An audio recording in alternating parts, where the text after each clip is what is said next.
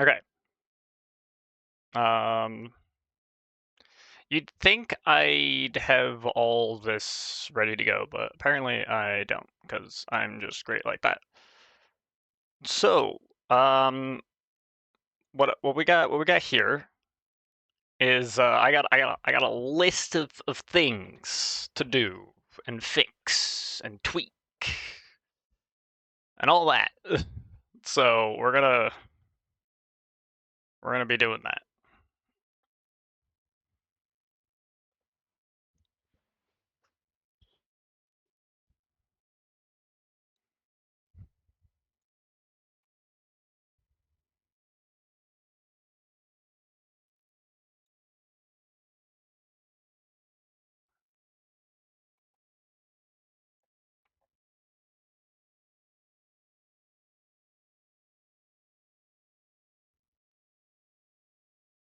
Is this? Yeah. Okay. This is it. All right. So I need this.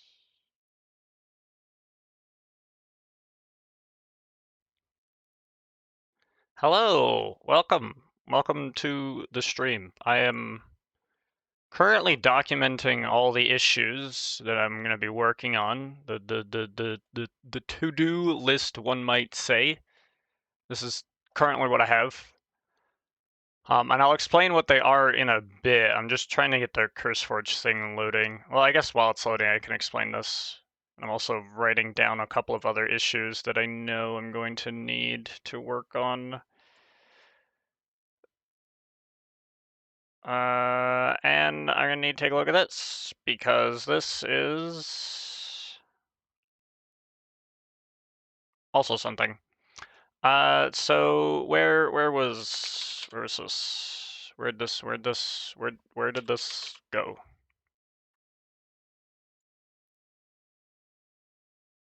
Did it not download? Oh, okay, there we go. All right, what does this say? This says null pointer. Fascinating.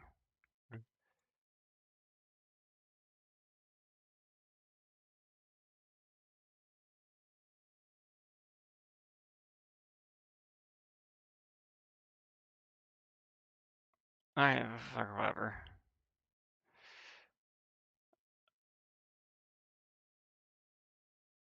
Yes, do this. Reopen it, please. Notepad++. Why do you like this? Okay, so there is another crash here. This is this is number 118. Server crash on startup. This is a null pointer exception on getMax hunger.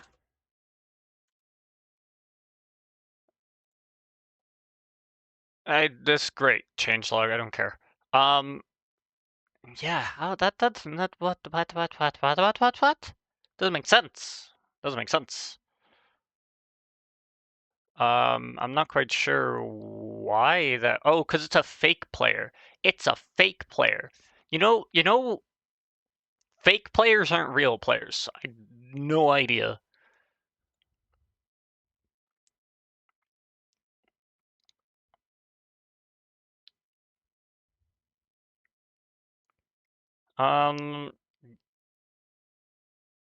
Right. So there was that. There is this.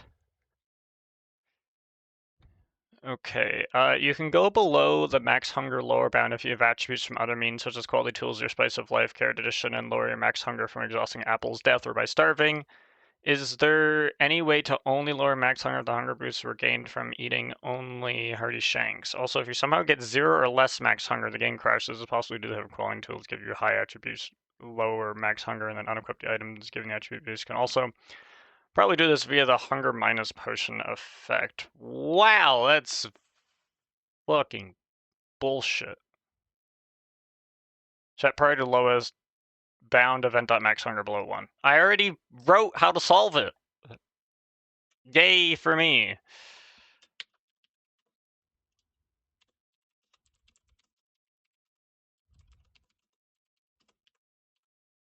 And then is there any way to only lower max hunger if the hunger boosts were gained from eating only hearty shanks? That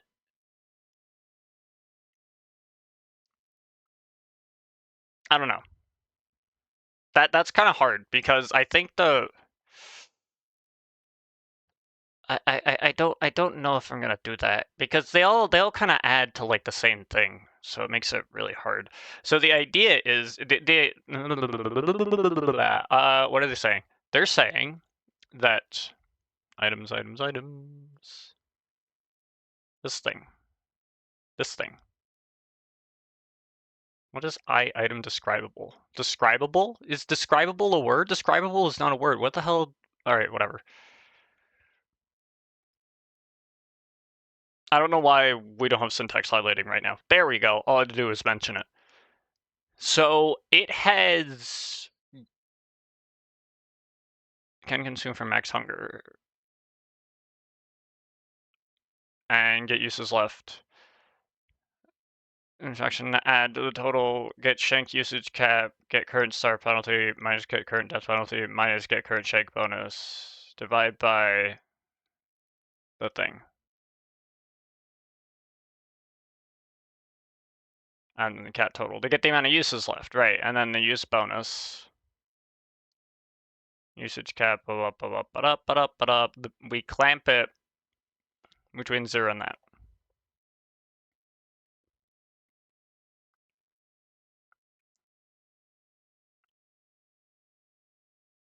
Get attribute value, get current shank bonus. I actually do track it separately. Would you look at that? I'm a fucking genius.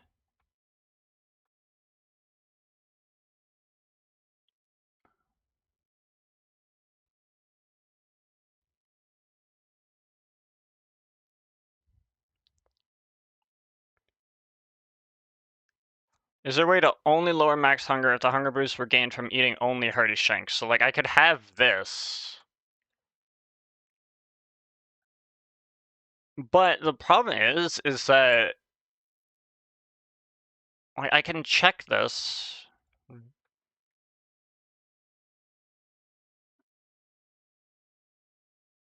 Any way to only lower? I don't know. Like technically I could, but this seems so hyper specifically niche.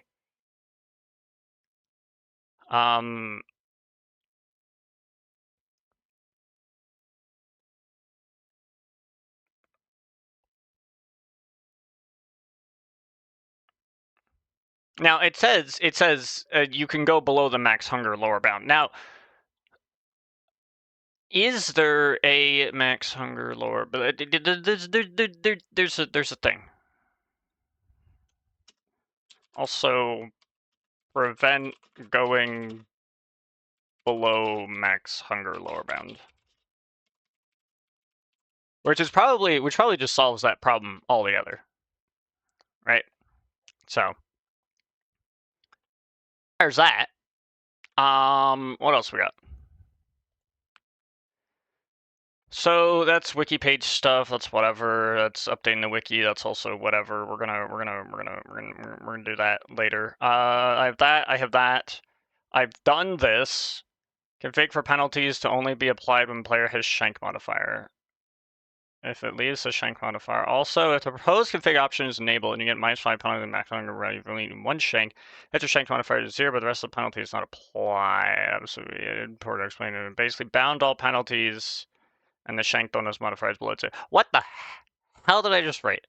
I'm applying with shank modifier. That's number 116. Are we sure? I don't know, man. I don't know about that one. It's extremely niche. Like I like it, but it's also extremely niche. And then we have number 117, and then we have number 118, and then number 119 is porting, which I'm not worrying about right now. And number 120 I already did, and number 121 is there, and number 122 is a different thing.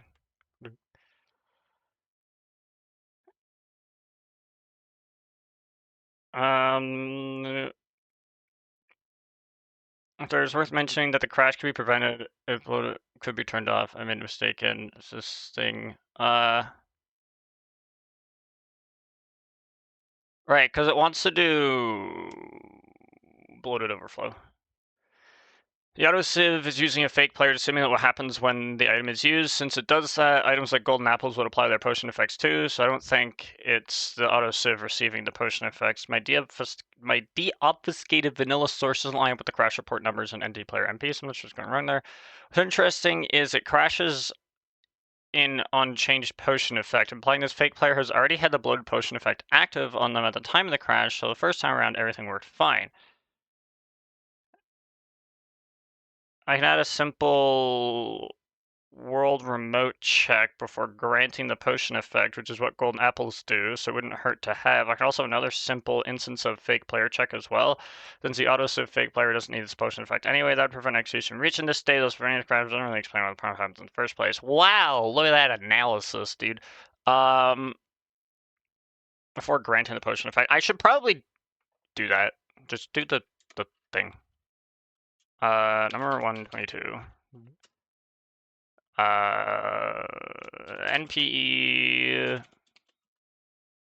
on food stats addition add world dot is remote check.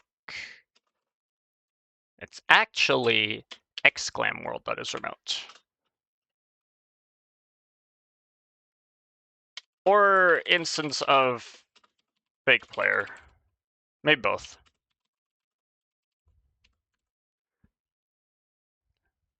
Maybe both. Okay, so that's that. And then, okay, this thing, what the hell is this? Max outline won't render if one hunger point is missing. This happens if max hunger is 30, 60, 80. In short, if max hunger about to go to the next layer. This doesn't happen with 20 max hunger, or if you aren't going to the next layers, the outline will render normally.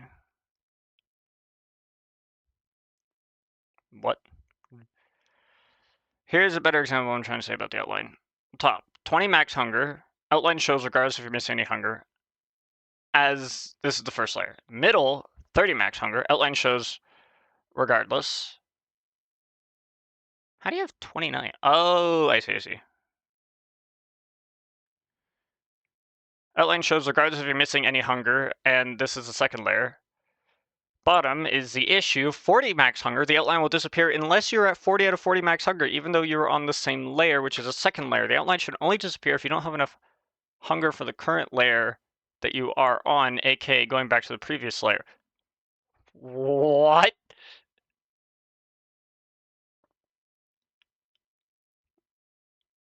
The outline should only disappear if you don't have enough hunger for the current layer that you are on, and that makes sense.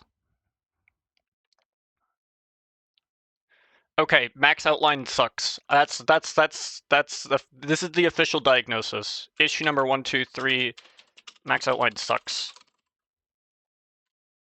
Okay, so, what is any of this? I think that's all of them, right? No, it's not. God damn it. There's an adjustable starve damage timer. With super starve damage being a thing, I was thinking the starve timer could also be affected where the timer for it lessens as you take more and more starve damage. It's actually pretty interesting. Is this even feasible?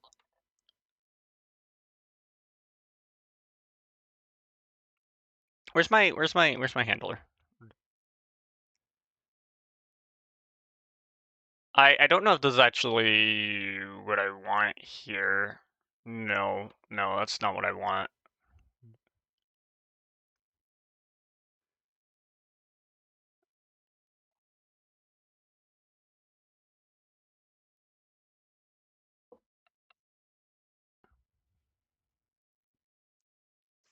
What do I want? What do I want? It's in one of these features, right? Yeah, right here. Starvation features. That's the piercing starvation damage. The starve event. Yes.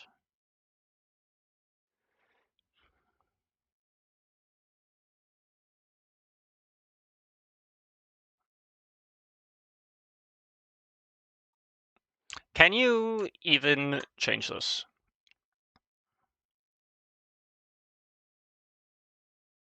Fired every time the starve tick period is retrieved to allow control over its value. Yeah, look at this. We got a starve tick period.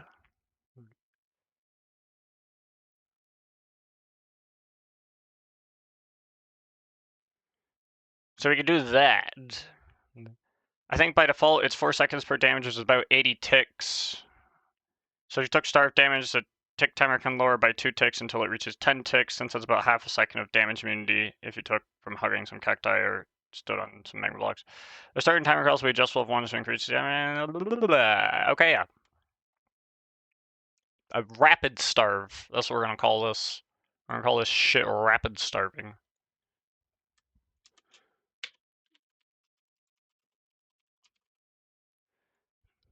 Now these are a lot of like the really interesting features. I think they're really cool. Some of them are a little niche, but I think they are actually really cool. So I like them.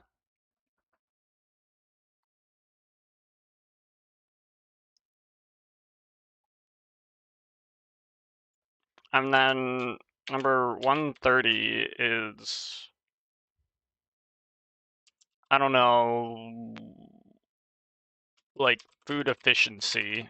Whoa, that's not how you spell that. A food efficiency operation, but probably no. Sure. So we can do some of the bugs, some of the bug reports, which is not too bad. So we'll probably start with that.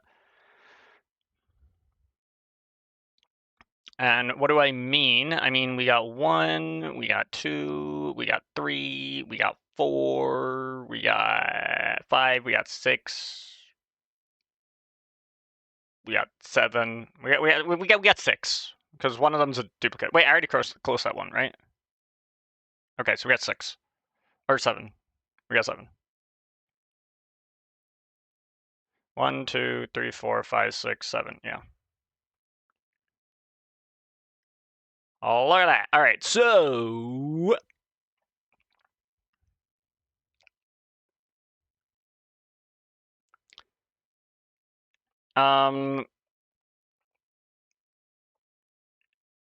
I think I want to do number 114 first.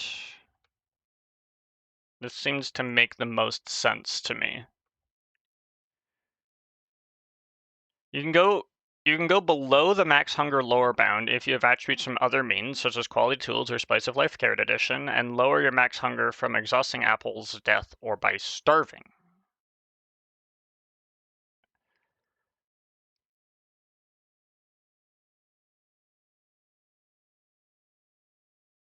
I think that's basically what number 116 was here. Number 116, configure penalties only applied when player has shank modifier. Yeah, I don't know about that. But what 114 actually says, or what I'm designating 114 to really represent here, is going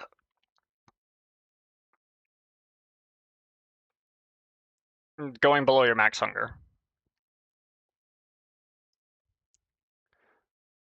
So now in the generic handler, this,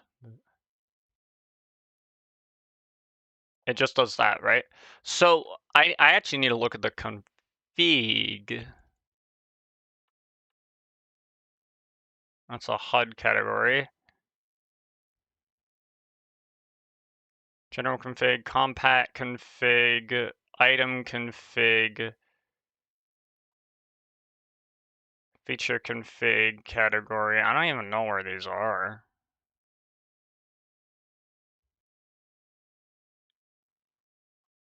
Well, it ain't here. Oh, I know where it is. It's in all these things. Okay, so this general config category This is the highest extended hunger the player can have. Note that any players with an extended hunger value greater than this will be set to this cap. This ignores Vanilla's hunger level, only affects the additional amount of hunger you can gain from scaling Feast.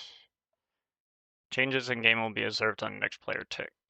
A hard cap on the player's saturation, never go above this value. Any players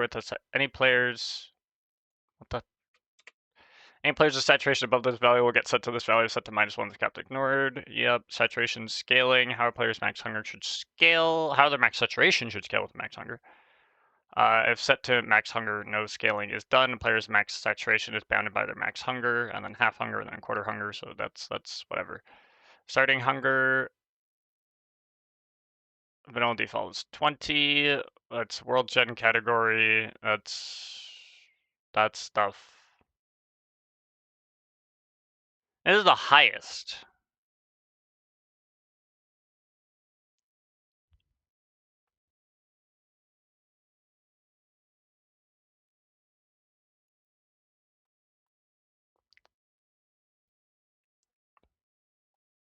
Yeah, that's whatever.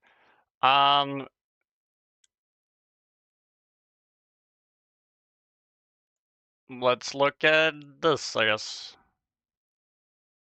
Or I guess this. Milestones, food efficiency milestones, and then these are milestones. Okay, so that's not there, and it's not going to be in here too, because that's different. Yeah, so it's not in there. Enchantments, that's just to enable it. Yep, sure. Hearty Feast, that's for that. The Hearty Shank food level, the increment, that's the cap. Amount of bonus max hunger it can provide. Yep. The food level, all that other stuff. Okay. And the item config category. Enable potions, enable brewing recipes, and shank feats, enchantments. Okay, so it's not there. That's what I thought. And this just has that.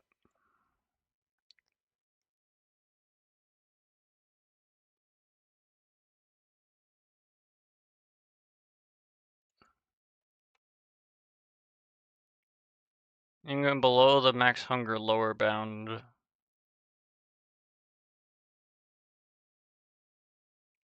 I presume the max hunger lower bound that they're like really talking about here is where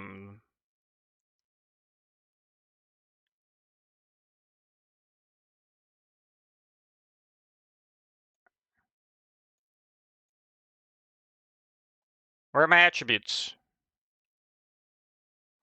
Is it in lib? Nope. Is it in util? Nope.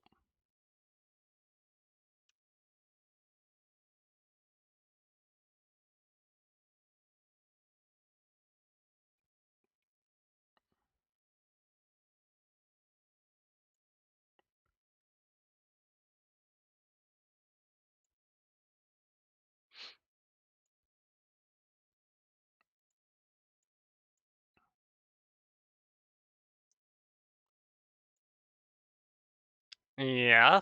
What's up? This doesn't. Where's my exploded hunger? That's that. Yeah, where the fuck is this? SF attributes. Where the fuck are you? Oh, you're in init? Who the fuck puts you in init? Alright, whatever.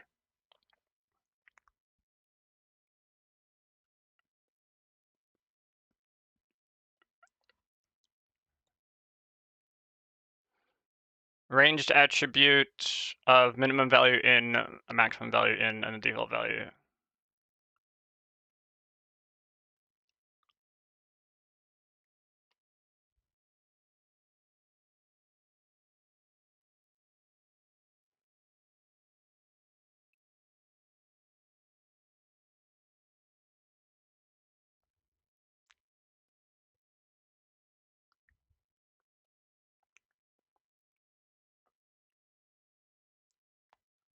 So what do I want to do here? I want to set this base, or there is no lower bound.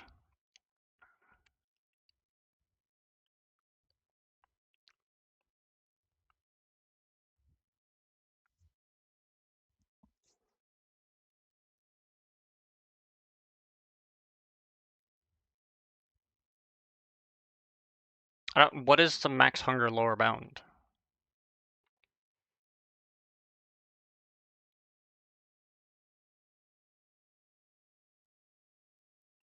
This is the problem. This is the problem. It's been so long.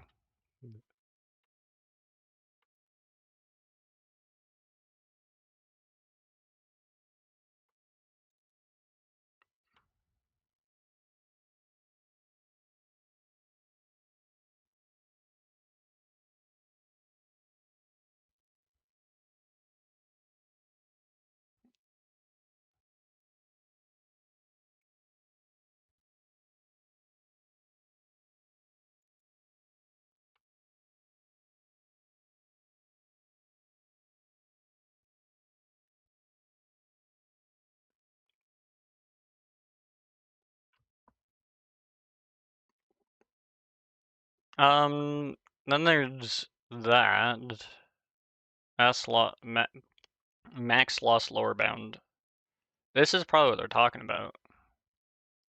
You can go below the max hunger lower bound if you have attributes from other means, but this is just from death.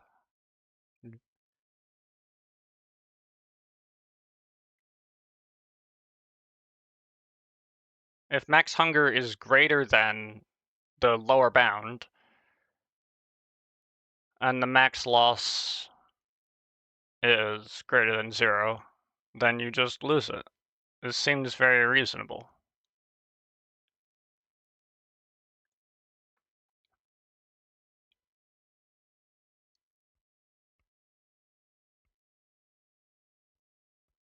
It seems very reasonable. I don't see why that's a problem. The actual problem here is on the generic handler.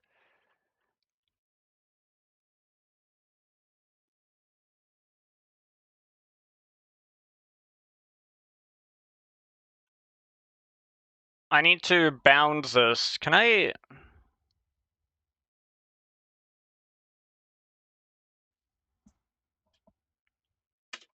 I'll just do it on a second line. Like, I don't even care. Max hunger equals math.max. Set it to max of 1 and event.max hunger.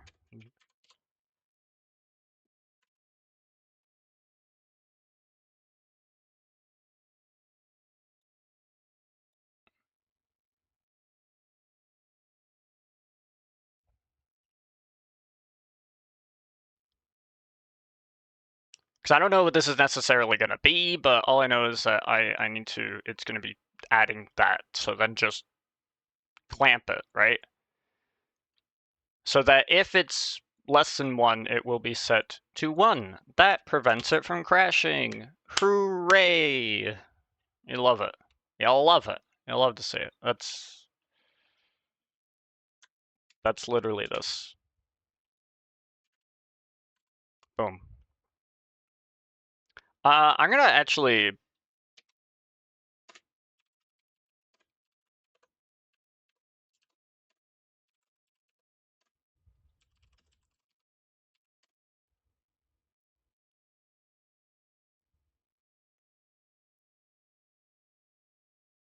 Not sure why that's there, but we're not gonna worry about that.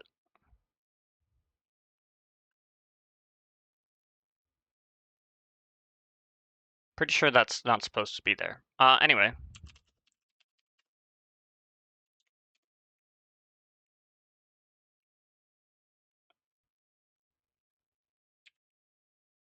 Branch, like, 1.9. So now I have a 1.9, so git checkout 1.9.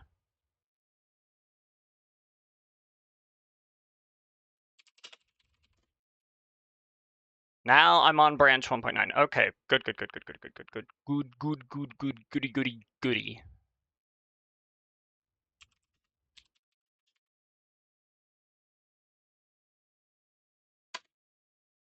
Now, what the heck is here that shouldn't be here? What are you? Oh, this is... Why are you here? You should not be here. I don't know why it saved that there, but anyway.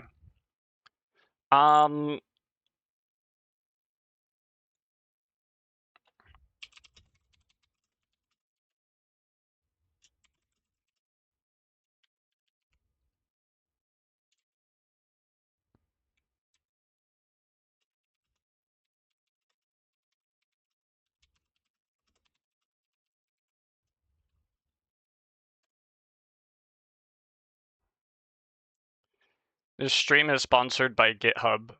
I bet it is. No, it's not. It's not sponsored by... It's sponsored by me, actually. Welcome to the stream, Sansi. How are you doing today?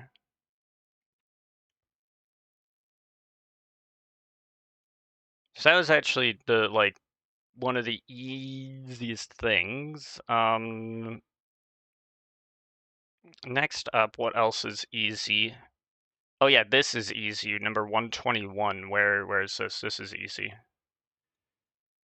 So in order to make it easy, I have to go to bloated overflow. No, that's for the config. I actually have to go to the feature implementation. There we go. You're doing? That's good. I'm doing well. Today's not too bad. On food stats edition. Yeah, see, this is the this is the problem. Is that I didn't even add a thing to enable it. Right? Like here, get config.dynamic. Well, if they're not dead.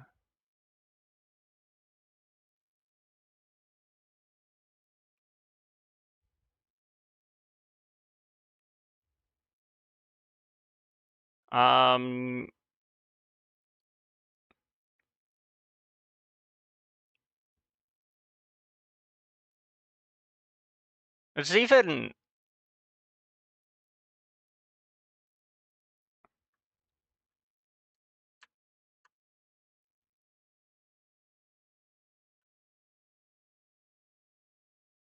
Set to 0, max hunger whenever drop when starving. When losing hunger due to starvation, max hunger whenever gets set below this value. If player's max hunger is already below this value, starving will not punish the player.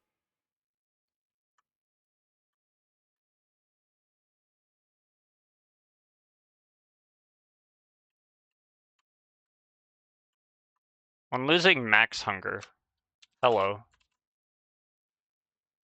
After getting damaged by starvation this many times, the player's max hunger will drop. That's the loss frequency. Should the tracker reset upon gaining hunger? If true, the frequency counter resets, and if false, it will not. For example, the frequency counter resets to the field such true, then when a player takes starvation damage 3 times, no matter how infrequent or spread apart, or the infinity with max hunger. Yeah, okay. Shank resets counter. If tracker reset is true, that says nothing. Yeah. Should the tracker for a player be reset when they lose max hunger? Yeah, so there's that. And then dynamic starvation. Right, so this has a thing. Do I have a do dynamic starvation? Is it even used? Wait a second. Where is this? Is this even used? Open call hierarchy. Get bonus dynamic damage. Oh, look at that. Wow. Right there.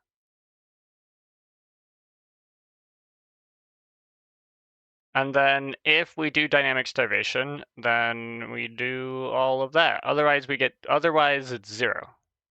And then if it's 0, then we count 0 for the bonus damage. And the scaled damage, starvation scaling, we compute it, which could have potentially not change anything. Okay, so it can be disabled, which we already knew. We already knew because Vengeance Craft has this, and it's off. So that's fair. All right, so I just wanted to make sure that that actually did a thing and actually worked correctly. How Scaling Fuse computes additional starvation damage per starve hit, and then you create the function. Okay, beautiful, beautiful, beautiful, beautiful, beautiful. This here, we add a very quick if this dot get bless ye.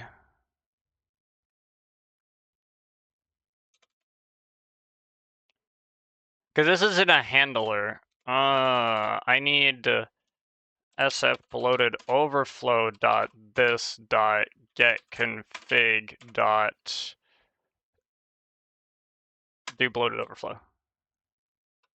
And then if it's like this, then we just return we don't do shit. Da da da. There we go. If enabled, yeah, so it has to be enabled. We had a little guard there, bada boom, bada bing. Awesome.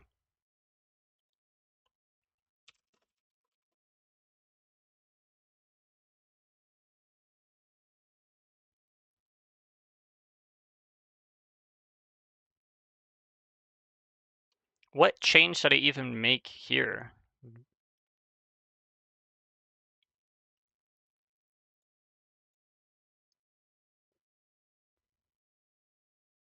I have no idea. Oh, I wrote max, right.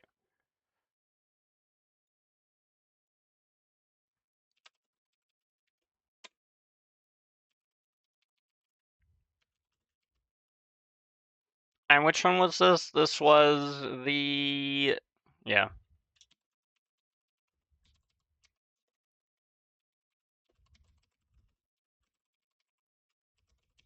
Toggleable? Fixing number 121. I say closes. There we go. Okay. Boom.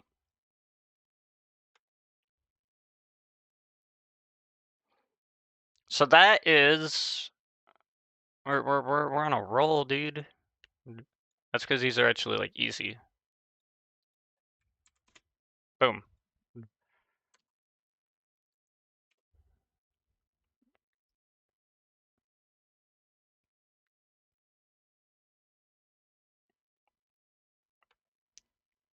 What other bugs do we got? Let's filter by bug.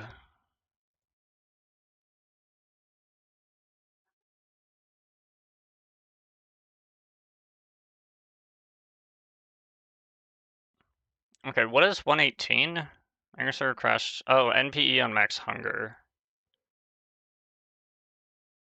NPE on max hunger, right? So that's a thing where I don't know why it's a thing. We're getting a null pointer here. So this means a couple of things. Either this player is null or this attribute is null. Can this actually return null? Get attribute map, get attribute instance. This dot attributes dot get. It's a map dot get. Does this return null? Or null if this map contains no mapping. So if a fake player if a fake player is done here, then this is not gonna. Now this get max hunger is the player.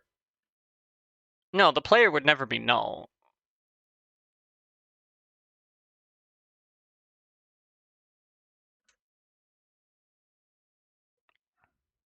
The player's never null here. That just doesn't make sense.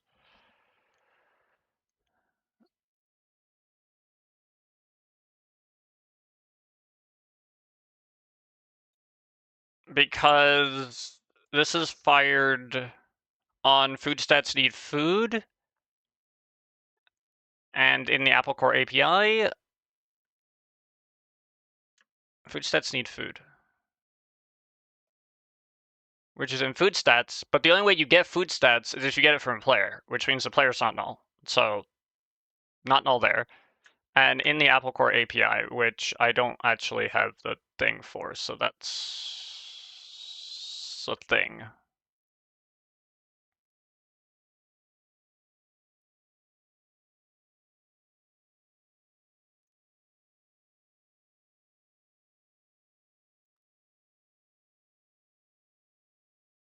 Should I add a check for a non-null player? It doesn't say. This isn't annotated with being non-null, so it's entirely possible, I guess, that it could be null.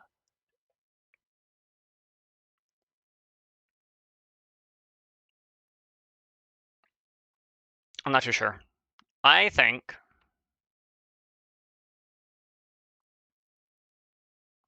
that it doesn't make sense. So,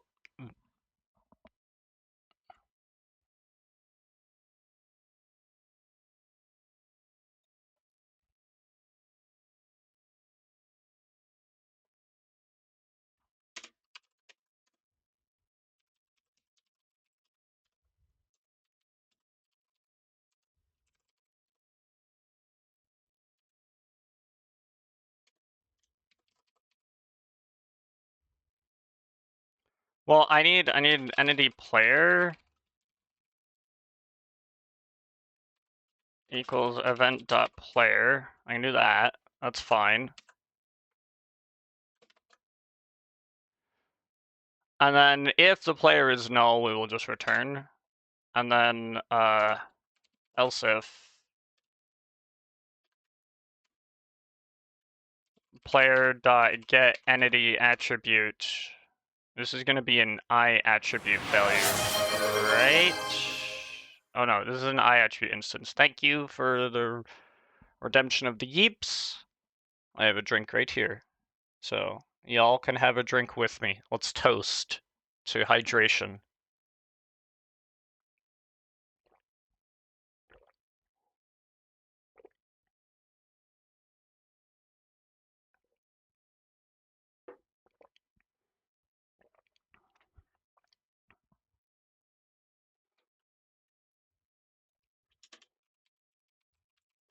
I attribute instance. Max hunger is going to be player.get entity attribute sf attributes dot max hunger mod. And then if max hunger is null, we will also return.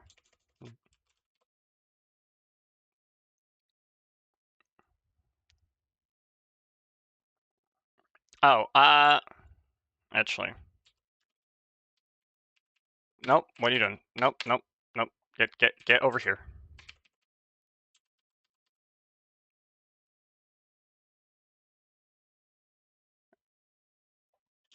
And then we're gonna check and assign by doing max hunger.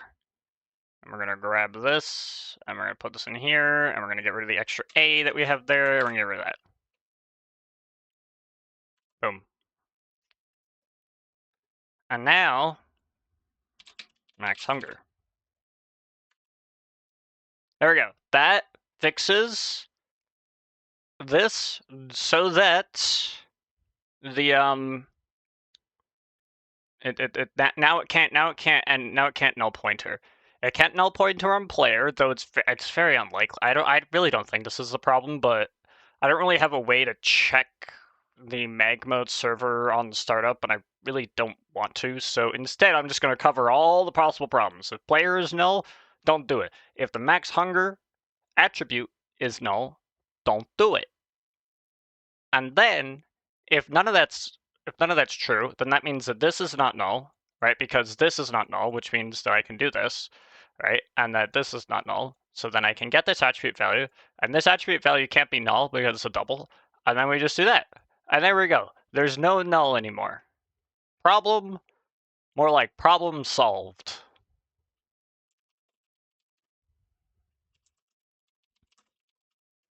Wait, no, add this to the commit.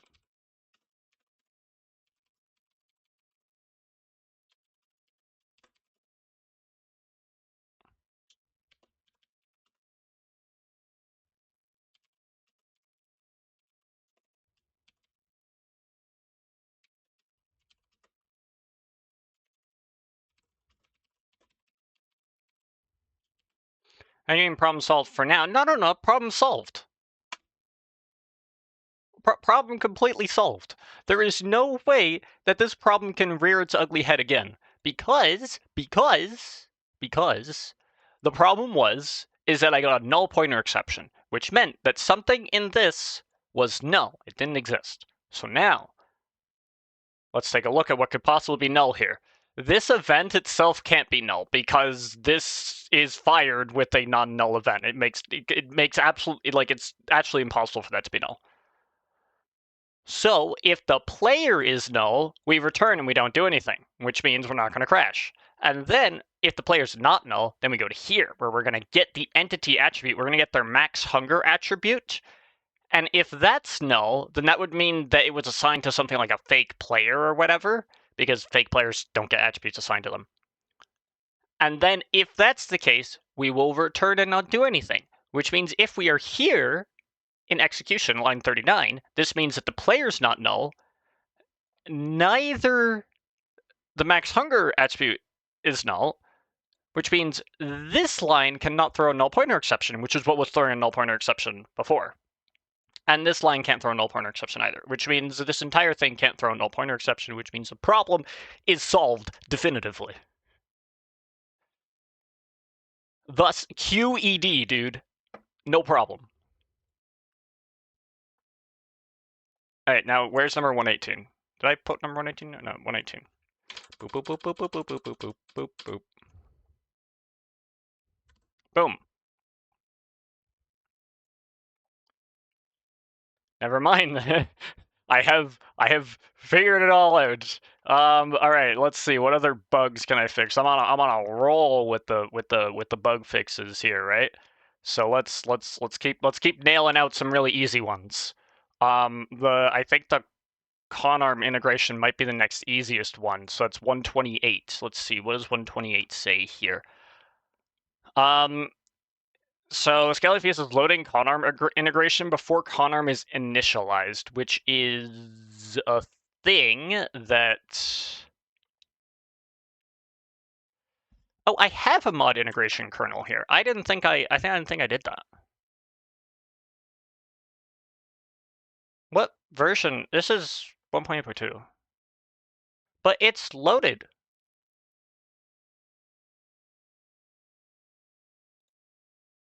What the hell?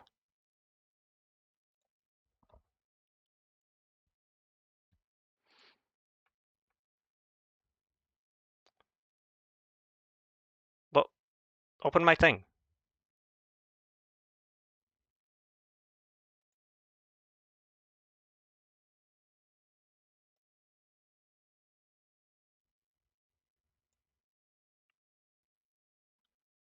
Conarm pre-integrate. But I've checked that it's loaded, so I pre-integrate. What? What?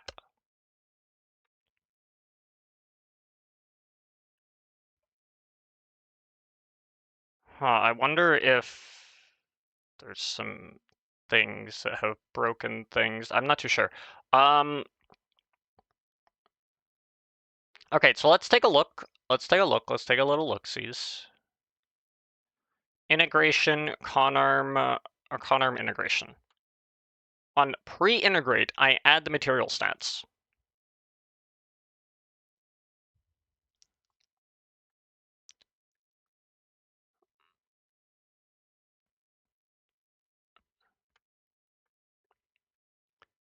Tcon API. Oh, wait, this is Tcon. Wait, no, this is different. Wait, what?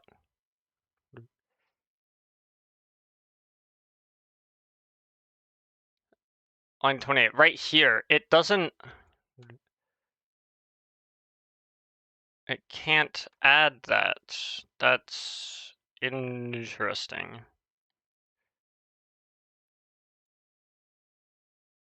Which means that Conarm hasn't...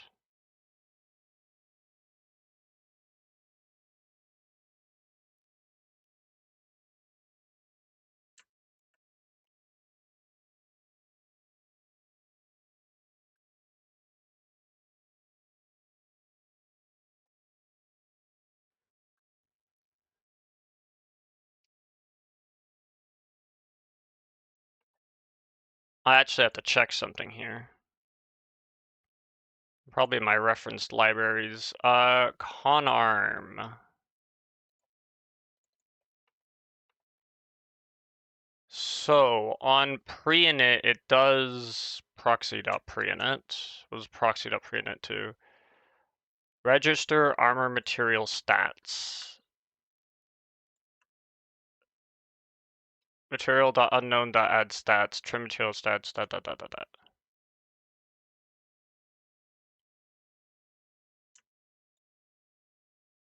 Stats.put. Do not use this function directly stats. Use single thing. Okay. Default material does not have default stats for said type. Please add default values to default material unknown first. Which is what they're doing right here to do that. Okay, so I'm thinking what's happening here is this is loading. This is not loading before thing.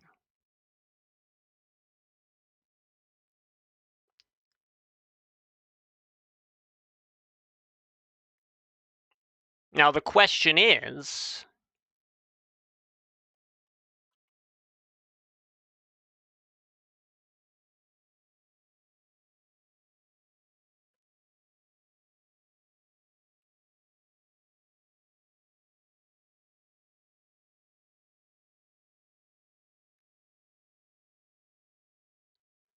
we add it for the material, we add the material stats, and then what if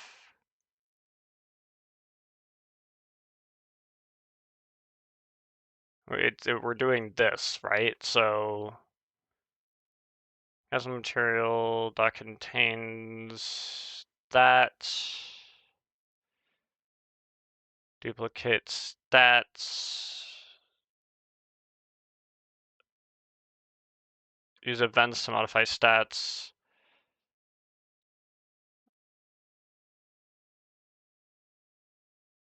Right, so this is where this is what's happening.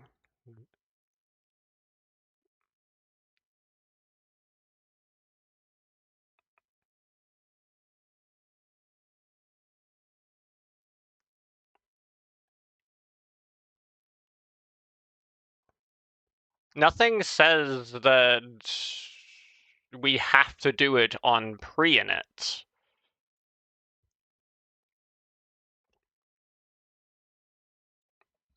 So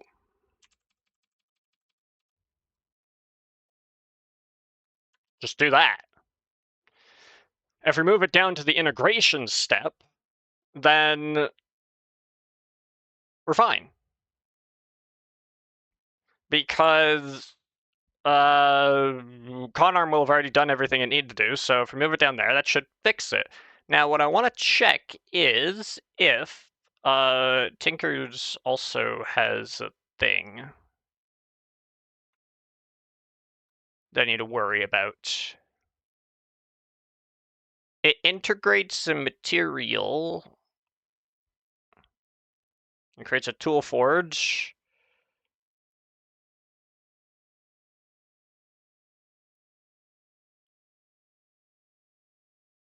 Add material stats, exhaustion head material stats, handle material stats, extra material stats.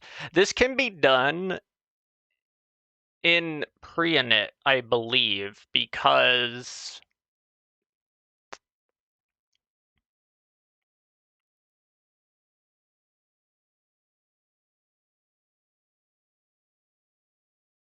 Can be done during pre-init and init.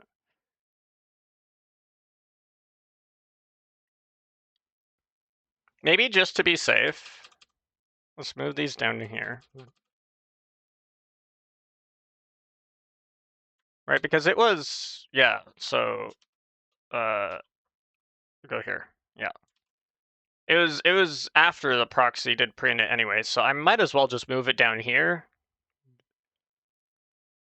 Register the stats, and then do that.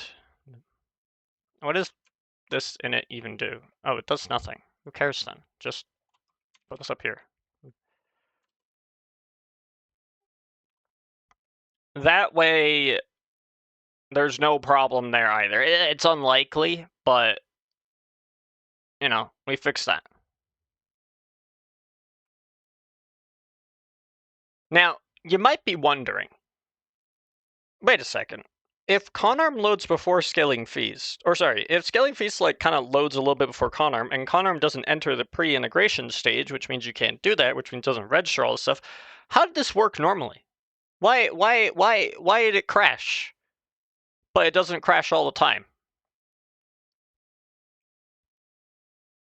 I can't answer that question. Genuinely can't. So we're just gonna assume that this fixes it. It probably does.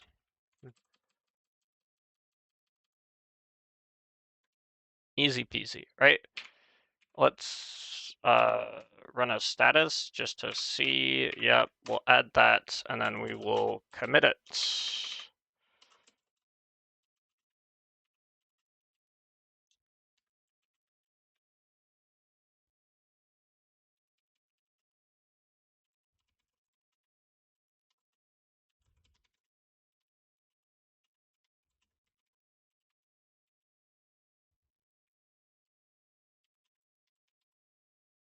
Poses, what is this, 128? Yeah.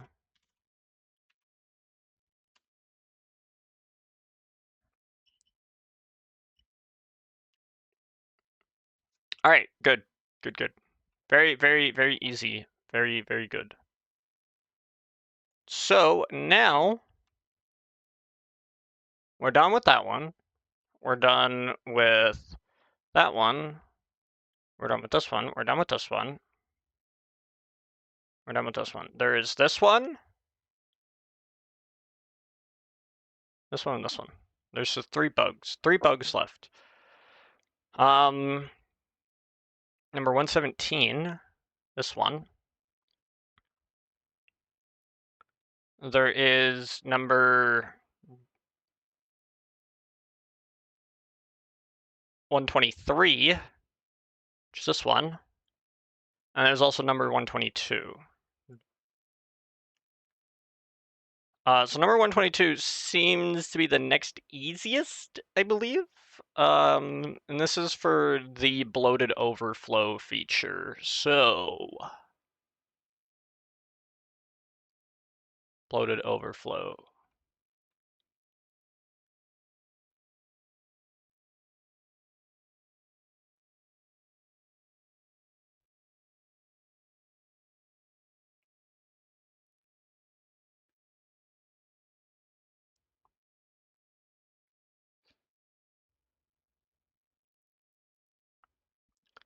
Then I guess what I want to do here is do an if.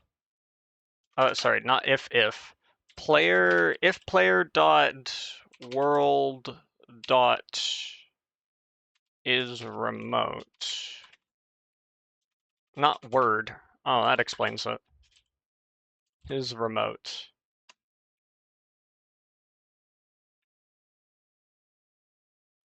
Then we return. We return if they're remote, right? Or player is an instance of fake player. Probably just add both those checks. If it's remote or they're a fake player, we don't do it. We don't do. We do not do. And I think the reason why that's causing a problem is because of this part right here.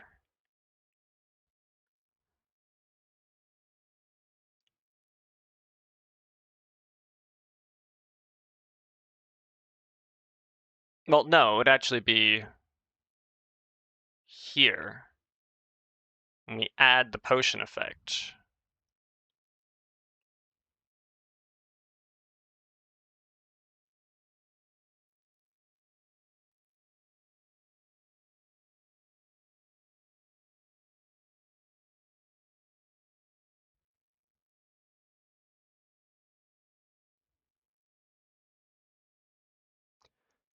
But now, either way,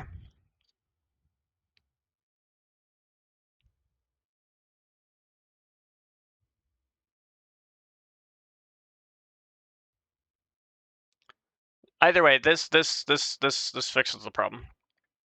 Analysis indicates this fixes the problem. Now I'm gonna hope that that actually works. This is like, please do not look at what I'm doing as an example of how to do coding.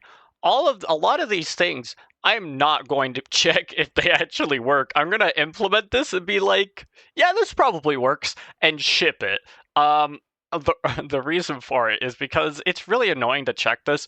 To check this, I'd have to get xcompressum, and then do all that. For this, I've been unable to replicate this anyway, so I'm just going to assume that what I've done has fixed the problem. And this, like, I also am going to assume that that probably fixes it. So what's being fixed? You had to go out and refill bird seed. Okay, so all of this, basically. But, as I stated, this isn't stuff that I'm testing, right? Like, I've been like, oh, this fixes it, you know, analysis indicates that this fixes it. And then I move on. And I'm not testing this. Do not look at anything I'm doing here as like, oh, this is how someone should code. No, no, no, no, no, no, no, no, no. Test your shit. I'm not. I'm fixing it and just fucking shipping it. I'm not testing it. Why am I not testing it? Because like 9 of these things are massive pain in the ass to like try and verify if they're correct. For example, this one here, I'd need to get like xcompressum in order to get it to work, and like check to see if it works. But analysis indicates that this fixes it. That adding that fixes it. This has been unable to actually reproduce, but apparently it was a thing. So theoretically, moving it, you know, so like I see what the problem was, and so moving my statements around should theoretically fix it. This, I've already prevented a null pointer exception from even being thrown, so that's not possible to happen again. This one I can actually also verify works because I didn't have a check for it, so I had a check for it. It's fine. This, I had a bound below for that, so that's fair. These two I've checked. These ones, some of these I don't need to check. Some of these I don't want to check. So I'm just shipping it. Right? Don't do what I'm doing. Check your shit. You know, verify your code. Now I have verified it logically. I haven't actually verified it in practice. I've verified it logically. Now, verifying it logically does not necessarily mean that it works. But, as far as I'm aware, everything's fine. According to the crash reports and the analysis I've done, these fixes should prevent those specific crashes from happening again. If other crashes happen, that was a crash that was masked by these crashes. Ergo, I don't know, right?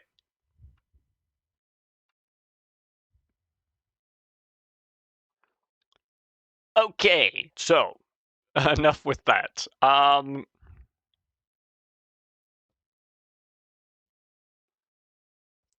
Then I want to. Okay, so that's that bug report. We got 2 other bug reports. Max outline sucks balls, and this crash.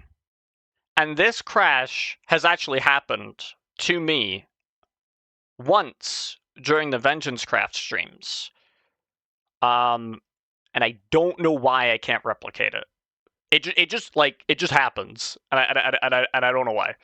So we're gonna make sure this shit works, but I also have no way to check if it works, because if I eat a food and it doesn't crash, that doesn't mean I fixed the problem. It just means it didn't crash. Right? So I'm gonna need to logically prove that this isn't gonna happen, and the way I'm gonna do that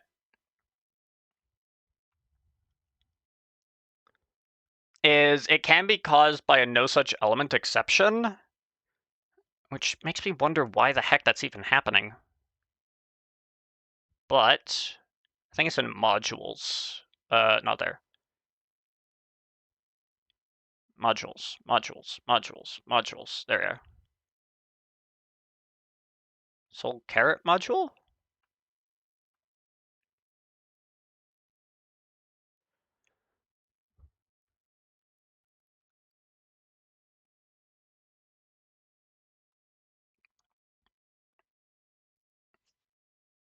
So this is on line what?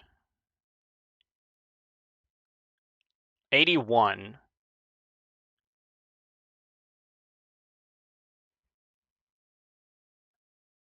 Remove last. Yeah, right here. Messages.remove last. No such element exception.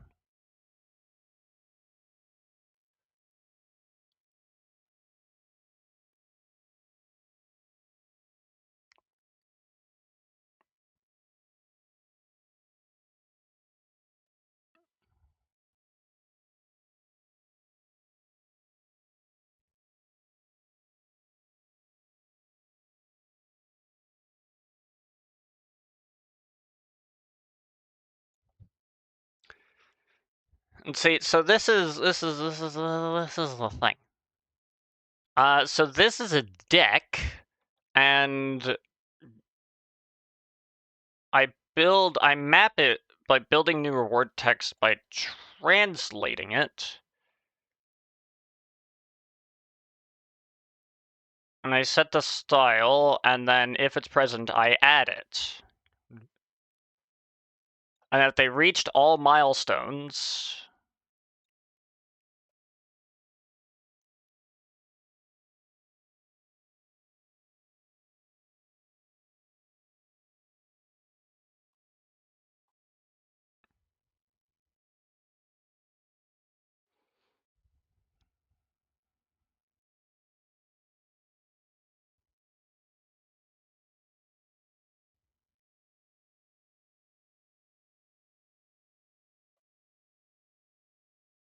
oh, what is this update player thing?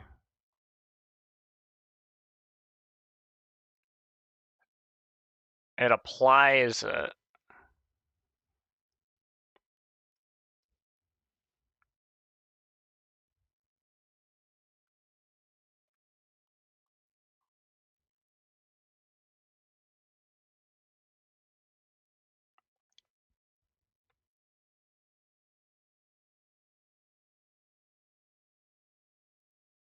So what's happening here is this is returning true because the current max hunger bonus is not equal to the new max hunger bonus, or the current food efficiency bonus is not equal to the new food efficiency bonus, and it creates a modifier and it applies it, and that's great.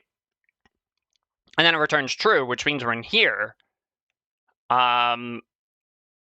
Get last reached regular milestone. Last reached milestone is progress, foods info, m equals get target assigned first. Right, so if somehow those food items aren't the same,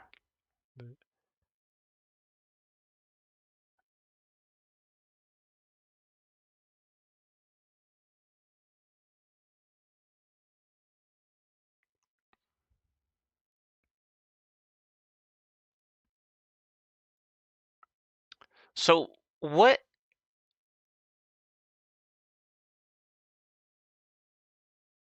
does poll last do here? Oh, poll last. Okay, return null. Okay. So I could pull last, but why is that happening?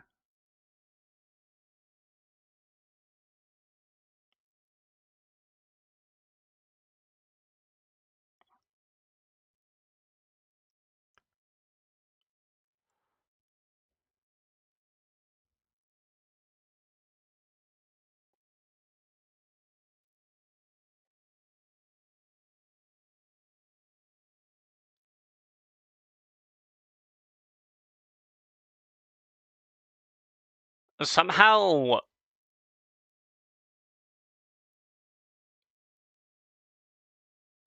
there's a desync.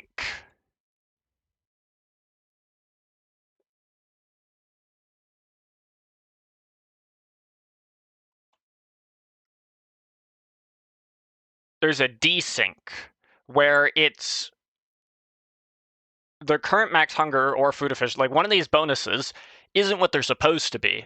So it like tries to update them, and then it says, "Oh, like we've updated it, so they're different."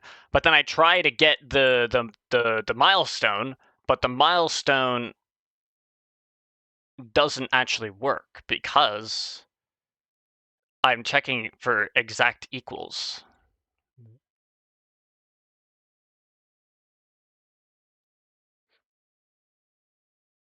And if somehow this is desynced so that this food's eaten doesn't hit any of the milestones, it returns an empty optional, right? And that's fair. And it should because it should.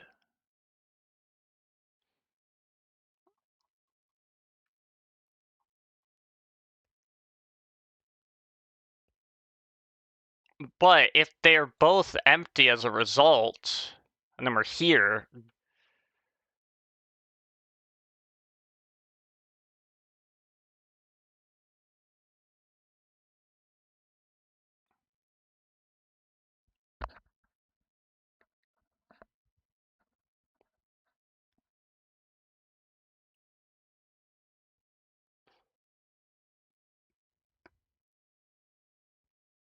like let's say we're 29, you eat a food, and somehow it counts twice, and then you end up at 31. Right? That's gonna cause a problem. Now, why does that even happen? Why does that become a thing? I have no freaking clue. But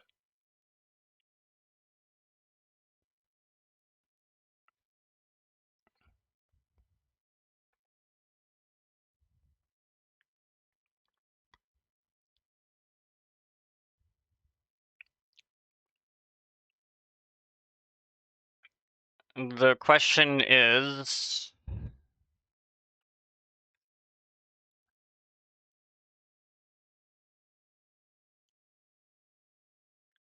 I want to know if that's happened, right? Like,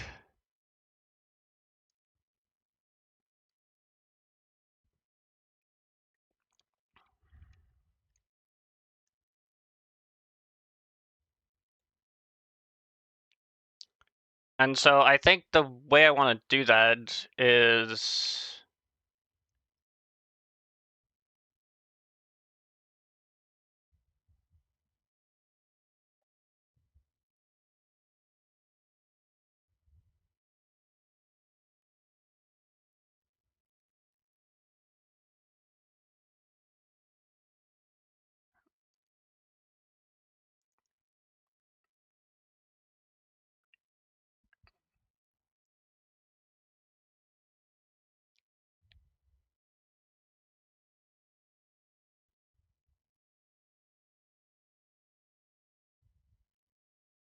so if the messages is empty, then I should just,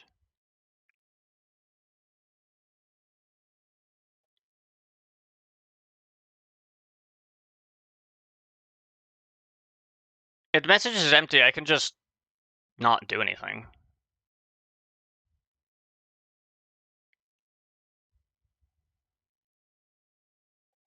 Just as like a failsafe. Because all this is just sending stat messages and stuff. So, you know what?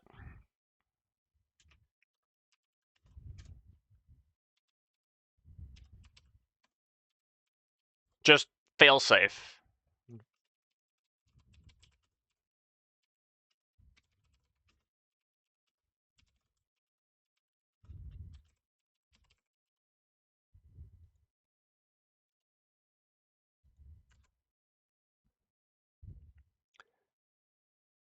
And then it won't crash, right?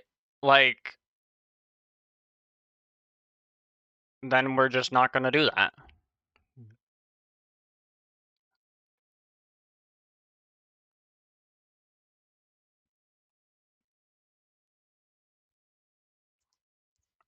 It'll still update and set everything correct, but it won't send it won't do any of the fancy stuff, which is fine by me. I mean, yeah, like that works, right?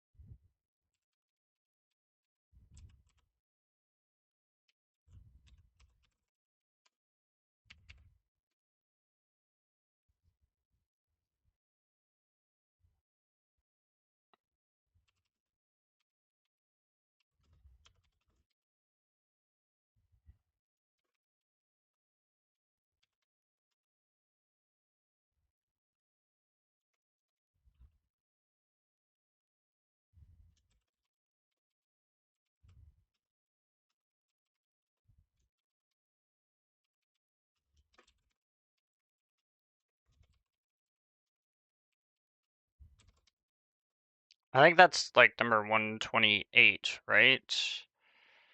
No, 122.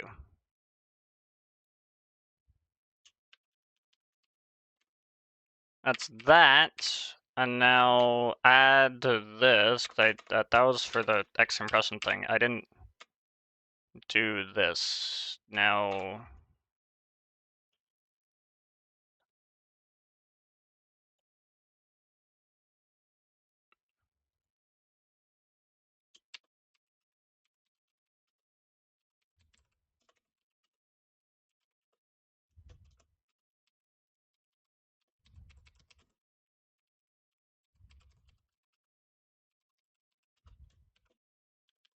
$117.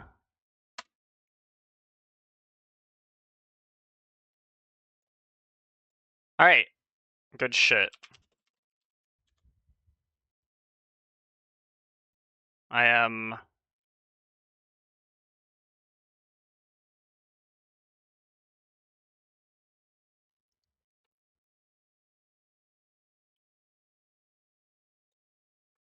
There, okay, so now... This is done. Look at this, dude. We're fucking nailing this shit. Look at that. Boom. This is the last bug. Everything else is just additional features. Which you love to see, because dang, I'm on a roll.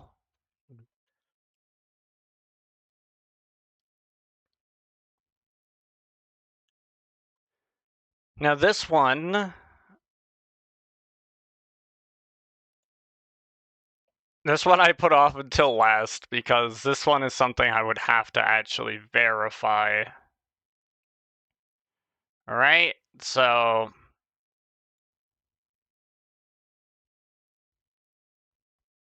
Here's what we're gonna do. We're gonna have the fucking game be unable to load. Why are you like this? You've been unable to load for an hour. An hour! You're so dumb.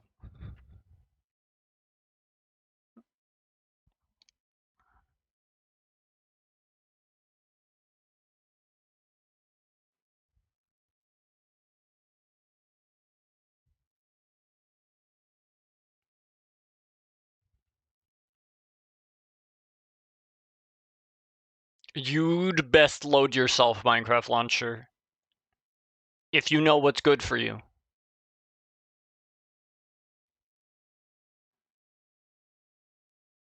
Good boy. All right.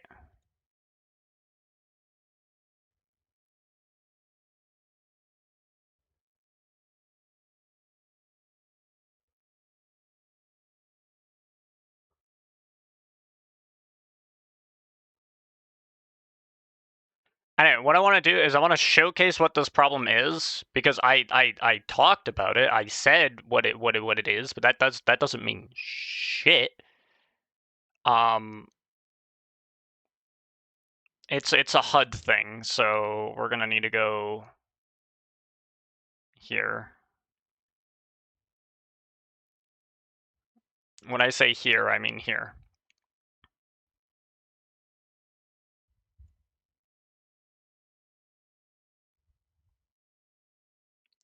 I absolutely want to revamp this entire thing here because I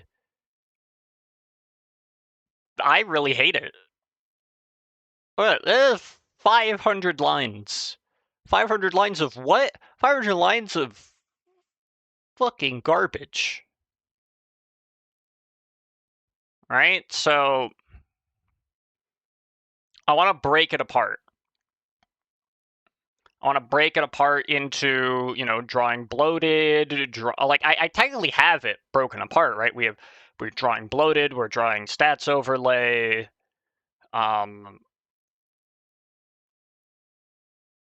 right? And it's like there's the max, and then there's the tracker here.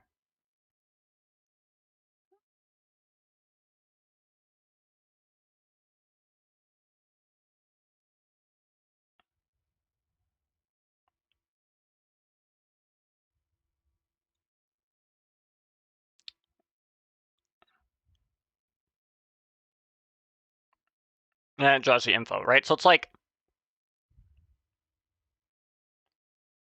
I wanna break this apart into the different things that Scaling Feast draws, right? It draws the hunger, it draws the saturation, it draws whatever else, the bloated amount, the info, the max. Break them up, put them in different classes, separate them all out, and then just like have this thing say, oh, we draw this and this and this and this and this, and then we're good. And then I don't have to go, where does it draw bloated here, and then have to fucking look all over the place.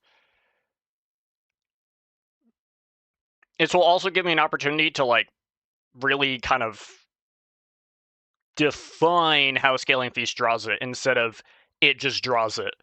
And that might make it a little bit better. Easier to manage for sure. So we're definitely doing that. I don't know if that's going to be a this stream thing or a next stream thing, but it's something we're doing. We are not hitting that 1.9 without this file being completely redone because I hate it. Anyway, welcome to Widecraft.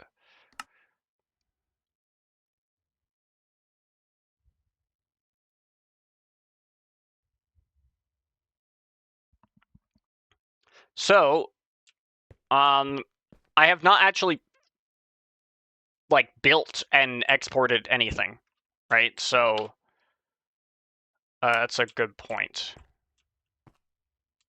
Am I wrong? Are you complaining about your own code? No, you are completely right. I am complaining about my own code. And you're like, why are you complaining about your own code? You wrote it. Allow me to just let me paint the picture here, right? What the fuck?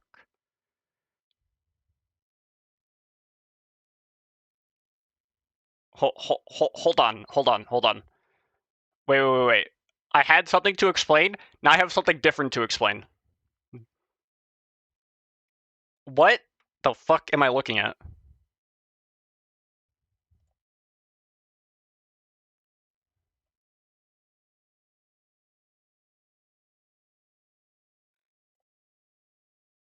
Look at this. Look at this. I was about to check something on the GitHub repo. Yeah, you're looking at the Minecraft pause menu. I'm about to switch it over. I was checking something on my repo. What the fuck is this? What the hell is this? Why is it vertical? What is this? It says, uh-oh, there was an error while loading. Please reload this page. But then my repo's here anyway, so what the fuck? What the hell is this? What on God's green earth is this?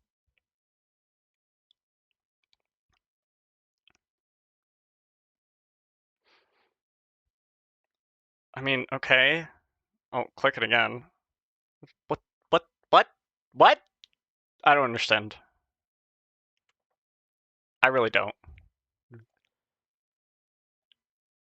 Anyway, what I wanted to go and look at here is in here. So, am I complaining about my own code? Yes. Let me check something here. I'm complaining about code that I wrote 4 years ago. All the stuff I'm bitching about is code that is actually probably over 4 years old. 4 years or older. So I'm not complaining about code I wrote last week. But I could see myself doing that too. But I'm complaining about code that is like really old. So yes, I am complaining about my own code. Anyway, what I wanted to showcase here is apparently the issue that happens here. So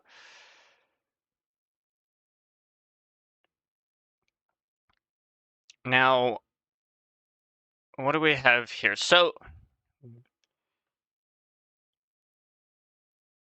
okay. So if I do /sf set max, and I set your max to 40.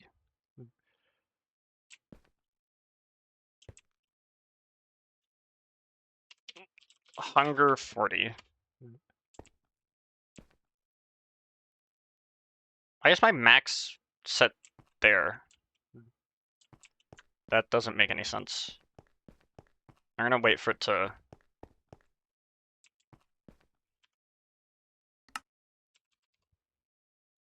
Okay, I'm tired of hiding this other thing here. HUD, info style advance.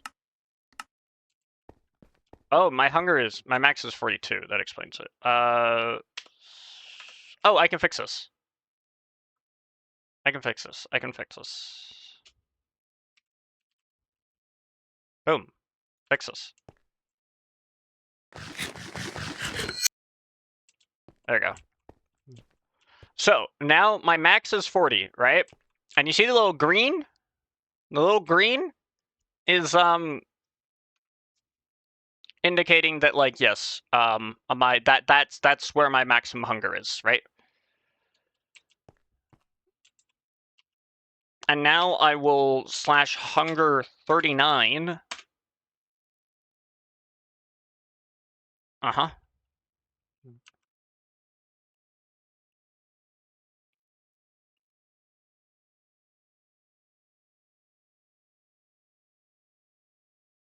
Oh, wait. I think I know what's going on. Check this. No.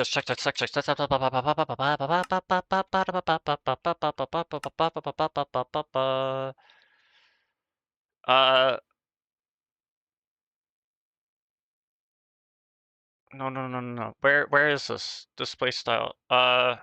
Max color style default. No.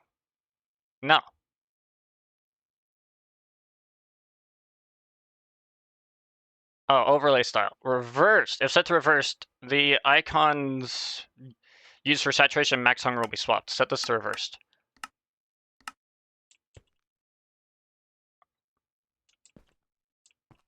I also want /SF set saturation for me to 0. Okay, set it to 0.1. I don't care. Whatever. Okay, well that's the thing. It should be able to set it to 0, but it doesn't. Let me just set that like that. Okay. So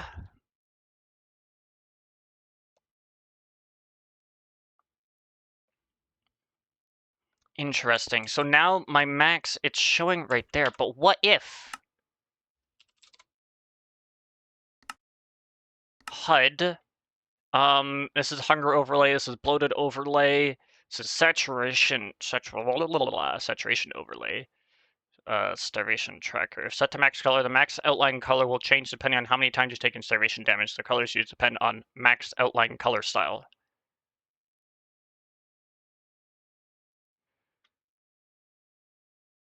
Specified in max custom color start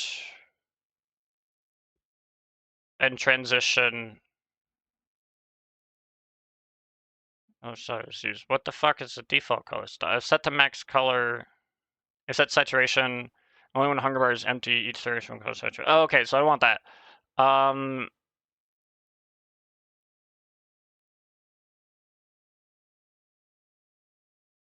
Actually, what if I said to this?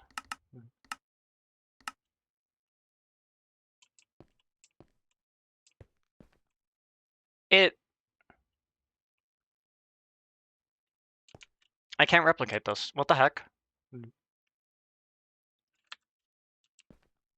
40 max hunger, the outline will disappear unless you're at 40 of 40 hunger. Even though you're on the same layer as the second layer, the outline should only disappear. That's so weird.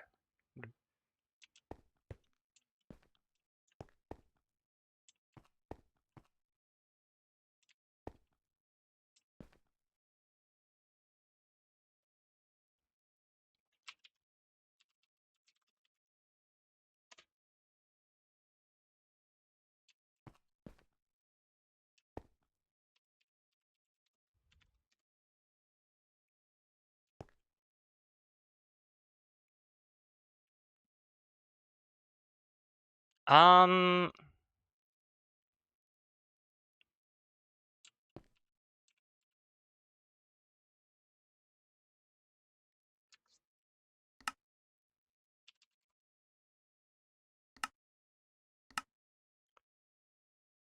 display style is overlay, saturation, yes, hunger overlay colors, info style, max color style, default color style will be used. If set to custom, scaling fees will take the color value specified and transition to that when taking starvation damage.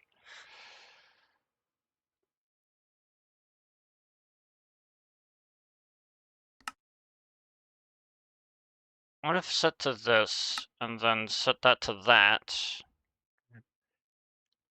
Saturation overlay colors, replace vanilla hunger, overlay style reversed. That's definitely...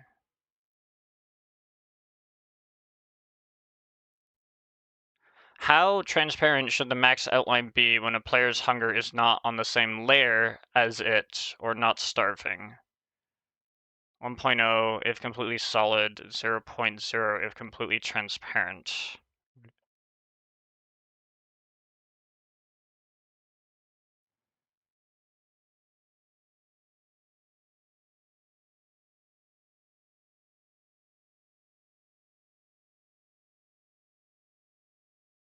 It's not on the same layer as it. Oh, wait a second. I think I am experiencing the problem.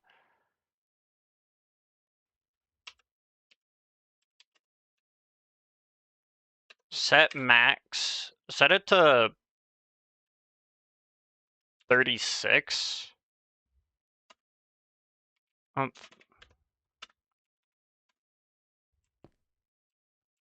Right, so that's fine. Now, if I...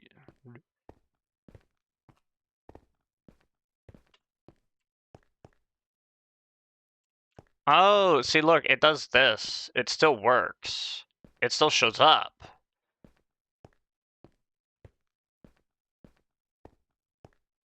which is what it's supposed to do.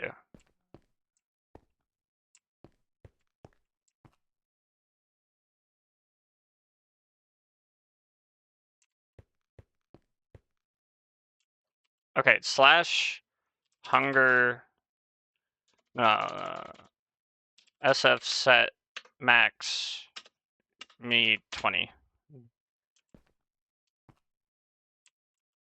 And then if I go down, I can just use slash hunger 19. It still shows up. So it still works here though. But it doesn't work if I go slash SF set. So see, I'm at 19 out of 20. I'm one off from max. The max is at the edge of the bar, and the max outline is there. Or like it's fully opaque. If I set my max to 40, please. Please. If I set myself to 40, the max doesn't appear because I'm not on the same layer as it. Right? So this makes fun. This makes sense. If I eat this, I should now be on the same layer. I am on the same layer as it, so it should show up, but it doesn't. It's like that. And then if I do slash hunger 40, it actually does show up. So that's the problem.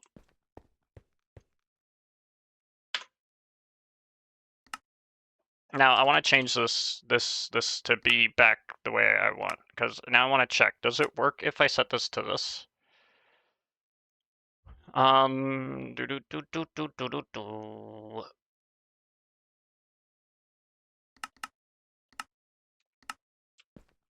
Now set hunger to 39. No, it's still the same problem here. Okay, so that's what we got to fix.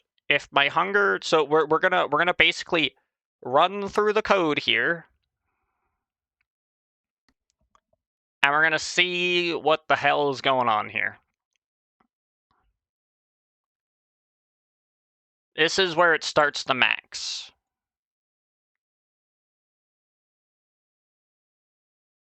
Right? If max mod 20 is not 0,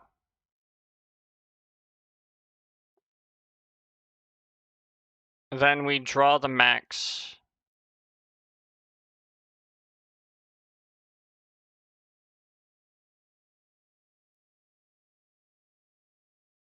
Otherwise, we draw the max. I think this is where the problem's coming in.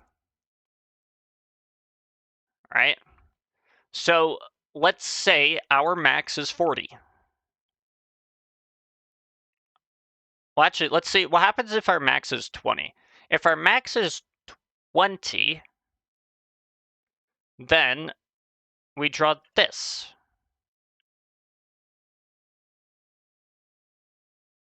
Oh, I think I know what's happening.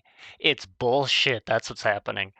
So let's run it. Let's run through this if max is 20, and then we'll run through this if max is 40. With our hunger being whatever it is, right? Like draw max.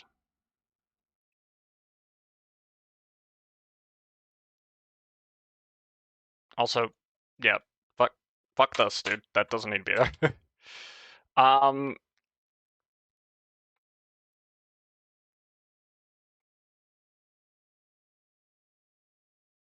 like how it starts another profiler section here. Whatever, I don't care. So we get our food level. So let's say our max right now, if our max is 20, we're actually entering this with our max being 19. I don't know why I do that. The fuck? Why do I do that? Well, what is this supposed to accomplish?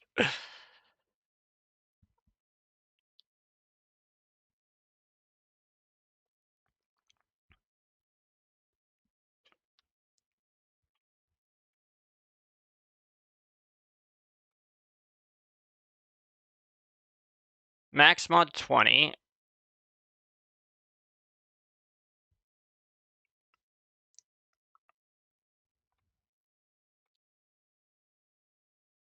Let me do that. Otherwise, we do it from here. Okay, so if our max is 20, we're here. Here, max is 19. Jitter is whatever. It doesn't matter.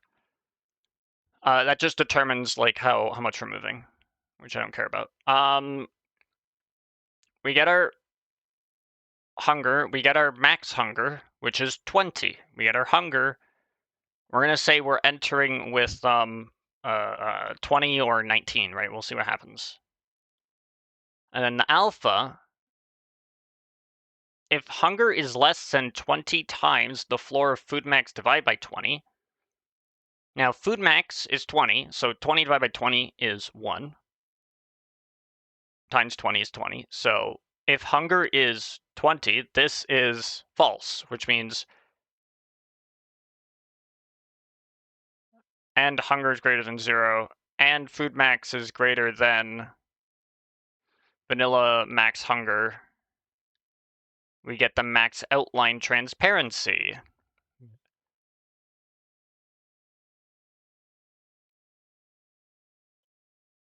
What the fuck?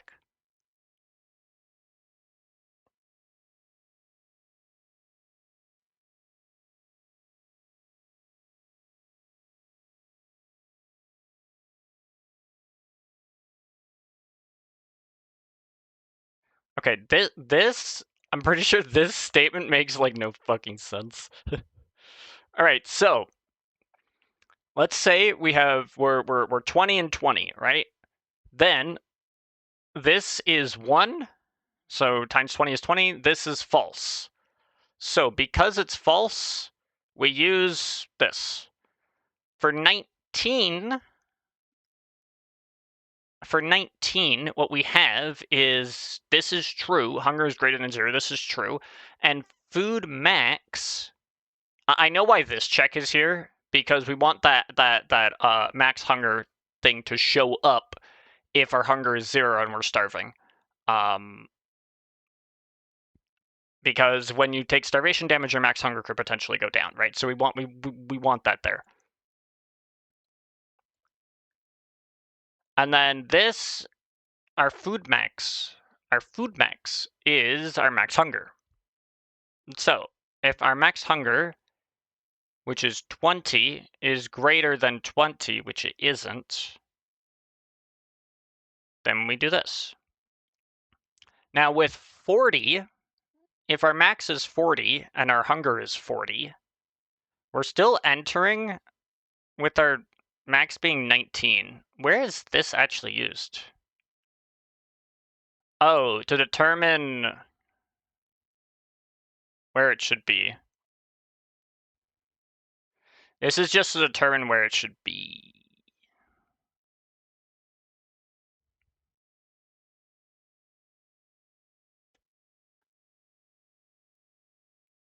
Then I have no freaking clue why that's a thing. See, this is why we have to redo this. I think with the loop in here, that caused a problem, but now it doesn't, because now if I do 20 minus 1, it positions itself perfectly fine. Right, so that's not a problem.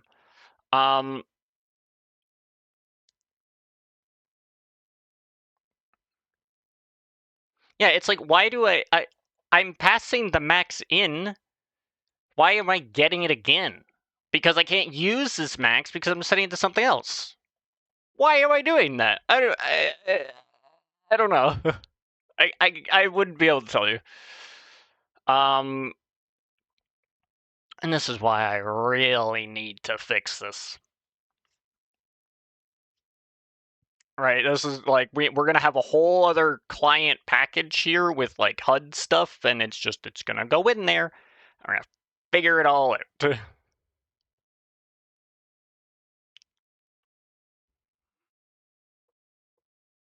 But anyway,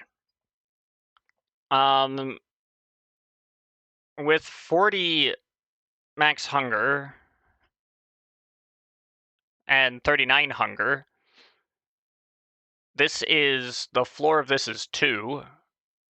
So if I was at 20,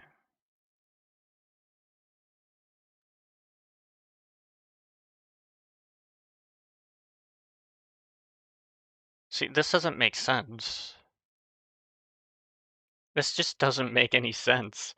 If I have 20 hunger, and my max is 40, then 40 divided by 20 is 2. We floor it, we get 2. That times 20, we get 40. 20 is less than 40, so that's true. Our hunger is greater than 0, that's true. And our food max is greater than vanilla max, so that's true. So then we do this. This makes no fucking sense. This makes 0 sense. What we want is we want to know if our current hunger is in between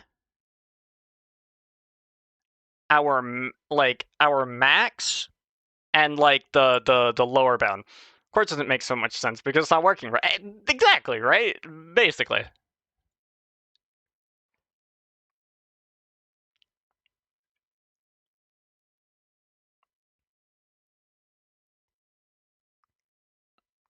Basically, we want to know if our hunger is.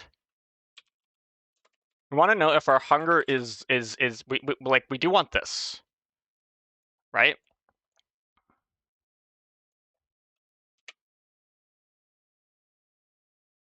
But we also want to know if our hunger is greater than a certain value.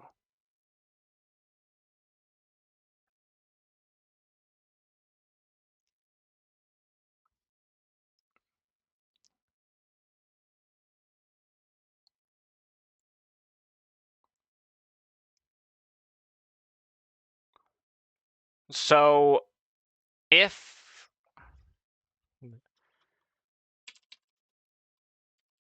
let's just comment this out and set this and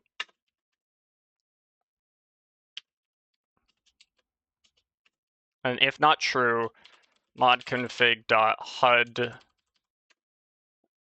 max outline transparency.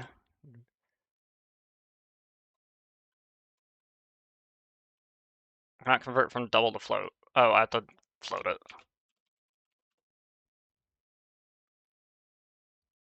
There you go. So if this is like we're less than our max hunger.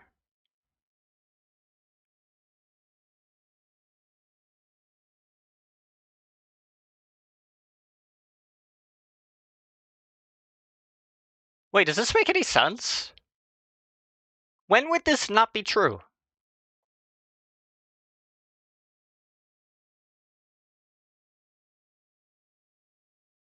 If it's equal to, right? But we don't care about that.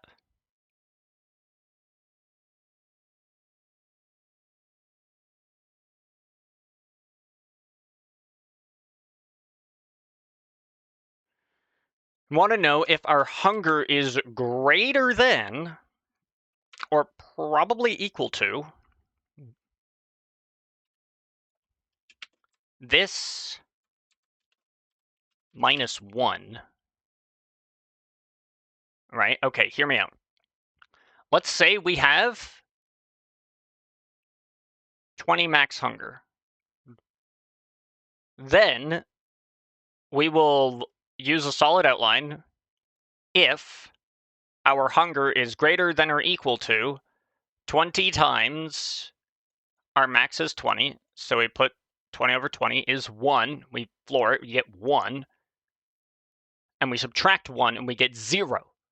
Which means if our hunger is greater than or equal to 0, we will use this outline, which is exactly what we want. Because if we're greater than or equal to 0 and our max is 20, then, we only have that 1 bar to work with. So show the max outline. Now, what if we're at 40? If we're at 40, then this food max is 40 divided by 20 is going to be 1. So 2, 2, and we're going to floor it down to 1. And then we're going to floor it down to 2. And we're going to subtract 1.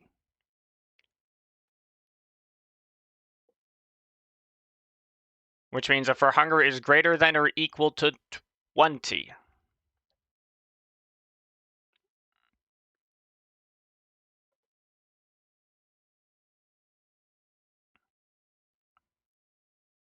But I think we want to be strictly greater than, because we don't want to show it if we're on the layer below. We want to show it if we're on the same layer, right? Like, what does this say? This says when it's not on the same layer, right? So not on the same layer means that if we have max hunger 40 and we're at 20 hunger, we should not show the outline. Like the outline should not have the outline should have transparency. Sorry. Blah, blah, blah.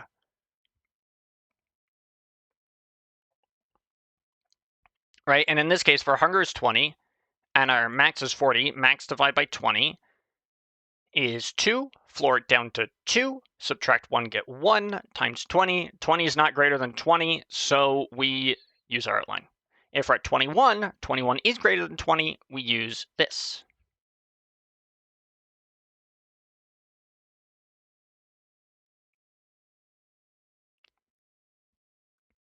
Now, if our max is 30, 30 divided by 20 is 1.5, round down, which means I might not want a floor. I might want to ceiling it, actually. Right, because if we get the floor of this, this is going to be 1. 1 minus 1 is 0, which means if our hunger is greater than 0, it's going to show up. But we don't want that. So what if we do the ceiling? The ceiling, now 30 divided by 20 is 1.5. We ceiling up, and we get 2, because it rounds up, basically. And then 2 minus 1, 1, greater than 20. Right? So this is the correct condition, not whatever the hell I did before. I also don't need to worry about that, because that doesn't make any sense. So if we have that, or if our hunger is just 0, then we do this.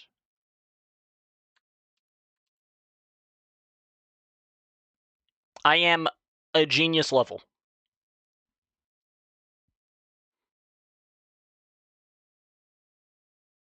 And then this alpha is used when we set the color.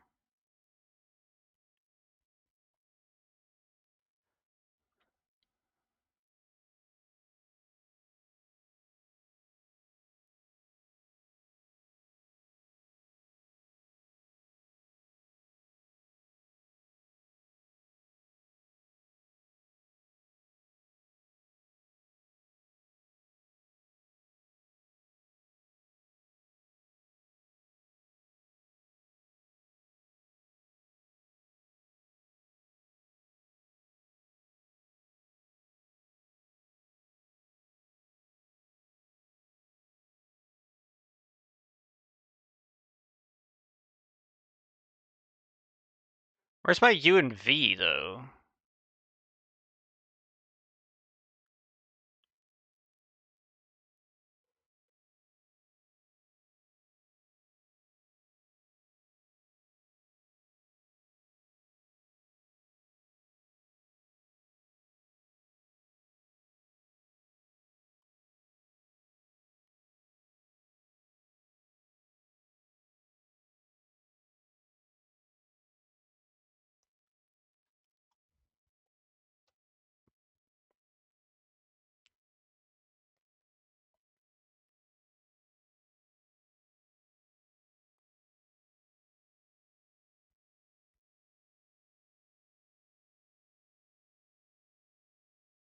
See, like, why is this here twice?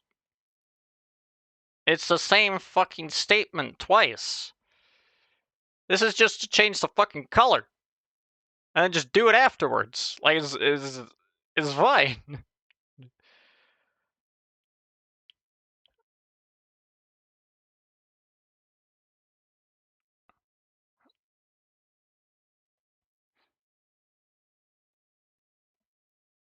Oh, I see what I've done here. I have two sets of icons. I have one icon. It's an interesting way of doing it for sure. I have one set of icons, and then I have a different set of icons.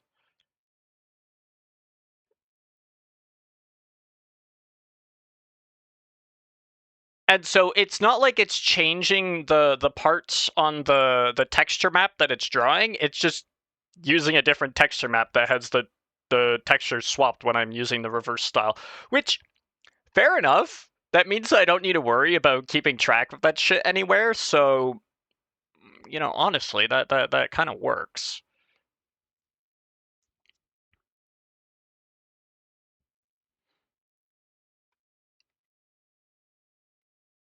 Now let's take a look at those assets, those textures, shall we?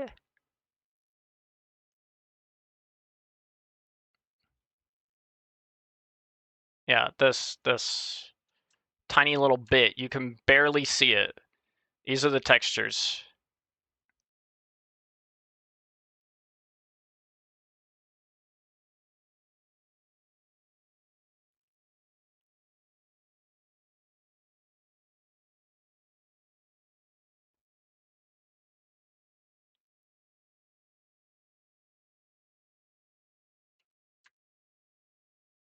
I don't even know what it's trying to, what these textures are, other than they are what they are.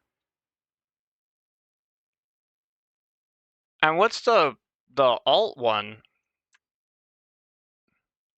What's the difference between these? Oh, I see, yeah, it swaps that. I mean, the textures are fine, so I don't really need to care about that, so it's fine. S. Fine by me.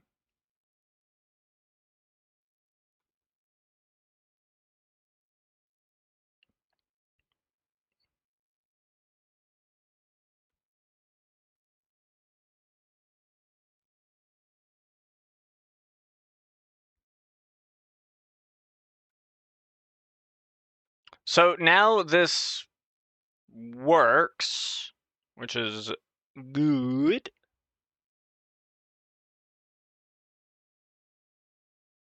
So I changed it to actually be correct.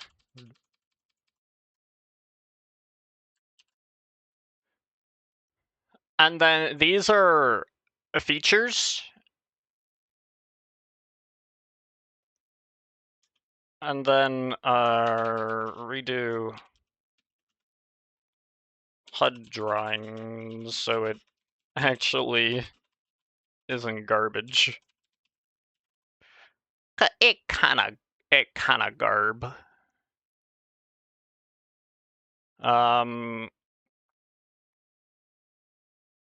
Yeah. So that's basically that. Now I'm gonna want to. I really want to tackle. I really want to tackle this. I think the most. So what I'm gonna do is I'm gonna do a quick little BRB, maybe like 5-10 minutes or whatever. Maybe not that long. Just a quick little BRB, maybe like a 10-minute BRB. And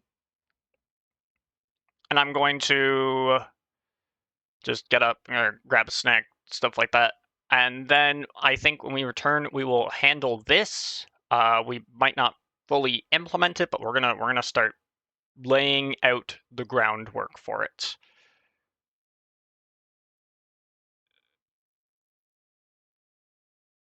And then when all of that's done, then we can then I'm willing to look at that. Right? So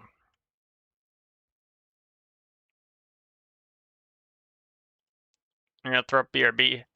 I will be back. So stay tuned, get up, stretch, get a snack if you need it.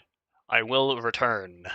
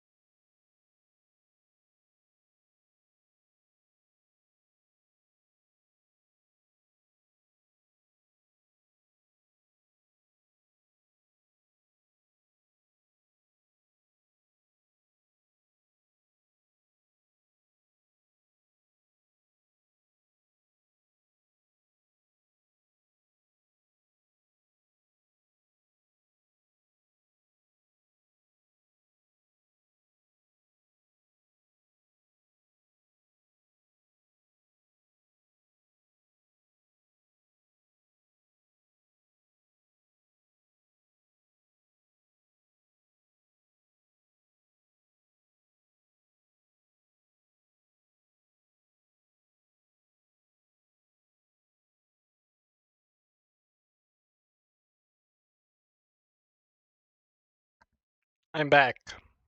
How are you profit? I mean, I'm back, but I have food here that I'm eating, so.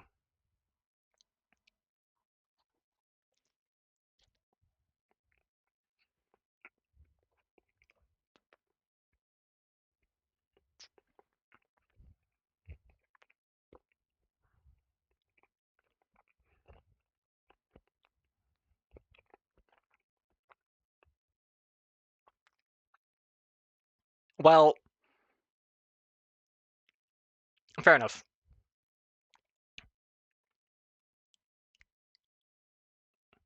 Fair enough.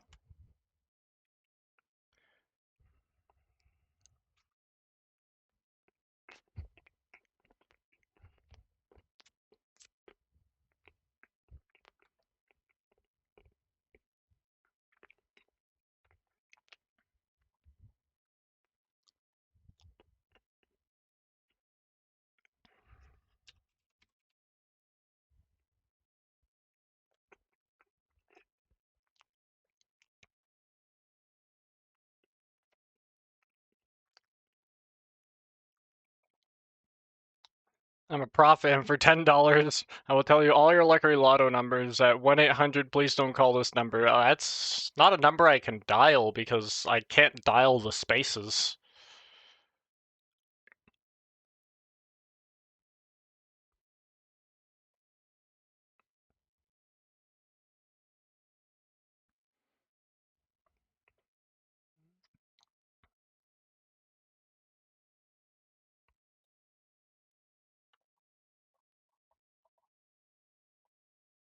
Love it.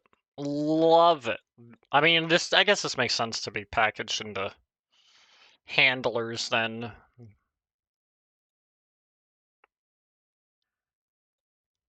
Well, no lotto numbers then. Well, I figured it out.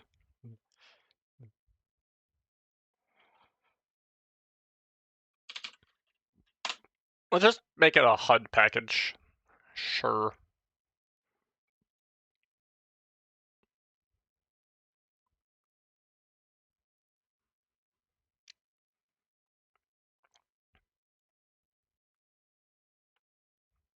Actually, no, this isn't going to be a class. This is probably going to be an interface.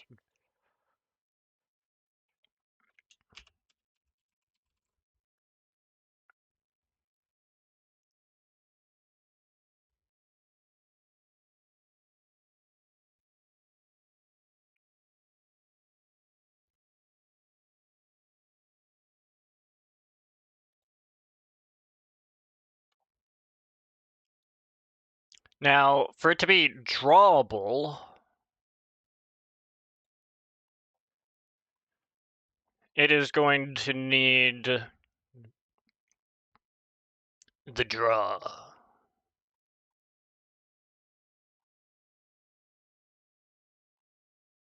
Any player left top. This is for drawing stats overlay. Right. Right.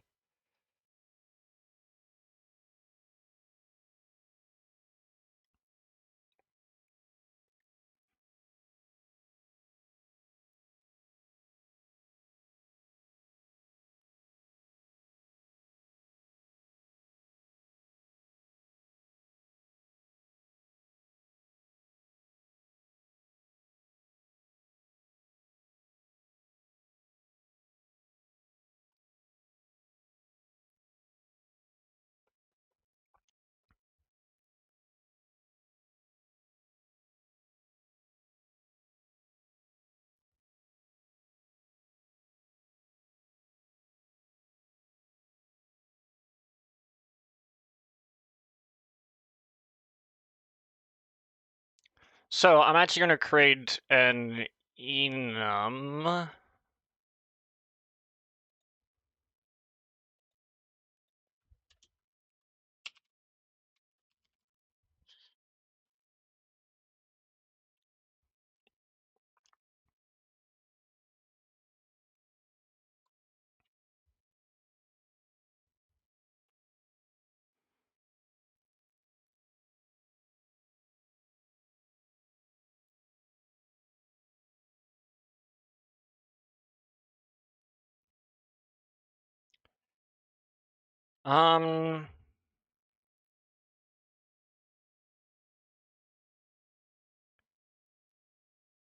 Yeah, I think I want an enum here, and I want this enum to have vanilla, standard, and reversed, like this. And then this is gonna be GUI dot, or GUI dot icons. Maybe it's just GUI.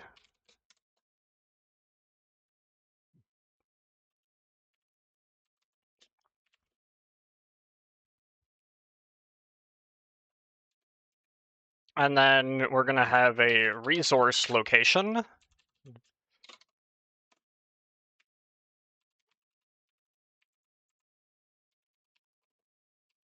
It's gonna be private and final. And then GUI icons is going to take a resource location. Oops.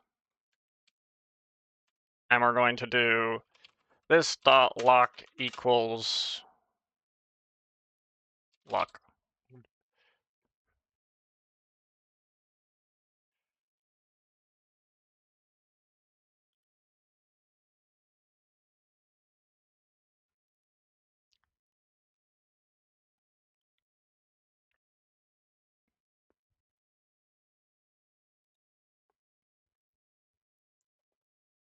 And then we're going to go over here and we're going to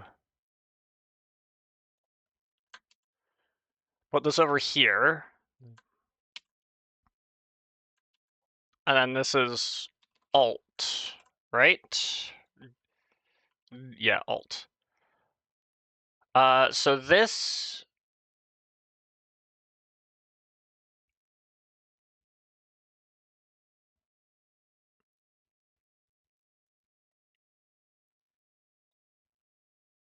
is going to be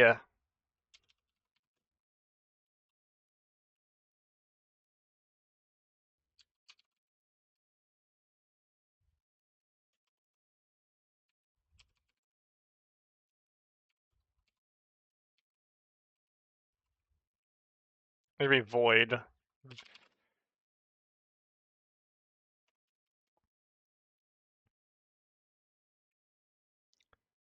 Now, what do I need to bind here? When I'm binding it,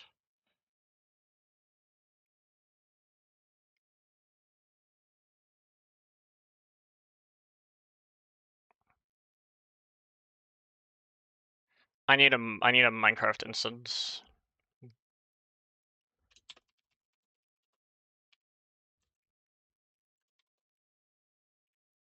mc.get texture manager dot bind texture this dot location.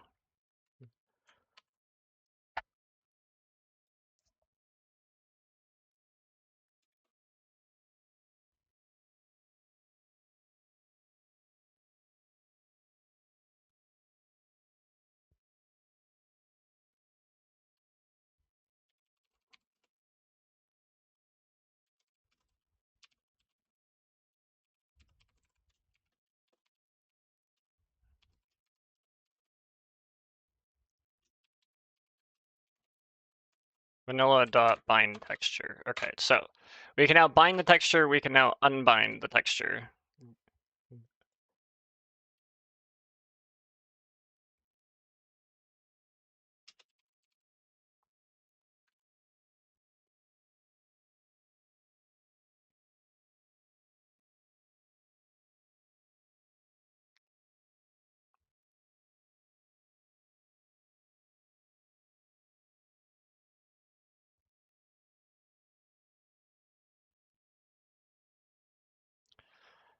So this now just stores all the GUI icons.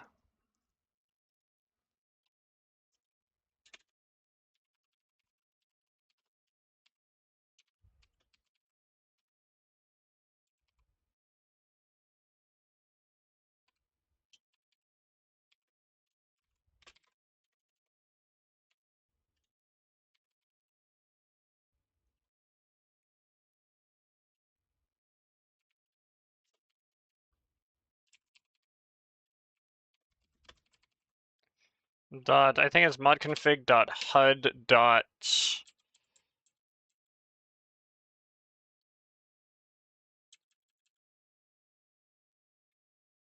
overlay style.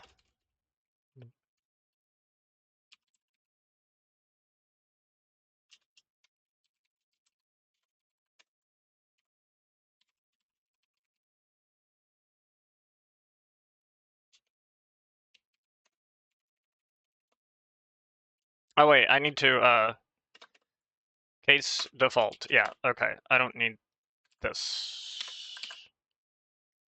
On default, we return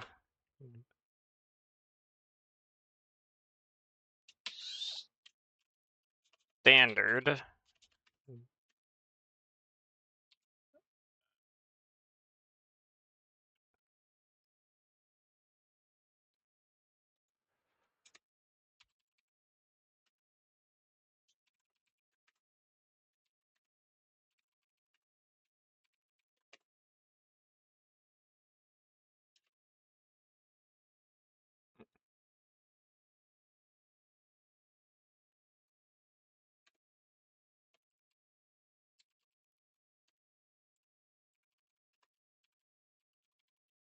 And we're just gonna return vanilla here.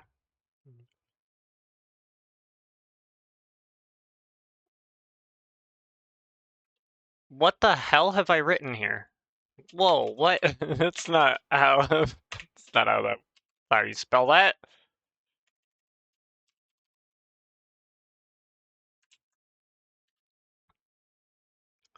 So now I've kind of got all the icons kind of handled on their own, and I can either get the GUI icons and bind them.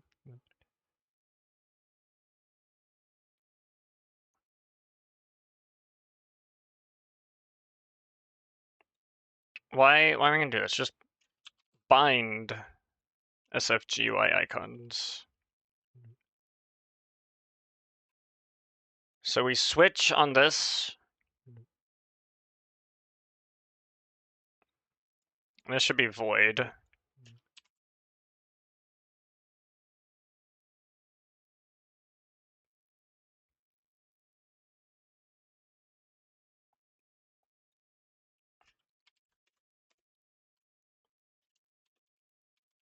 Fig dot HUD dot overlay style dot equals overlay style dot default.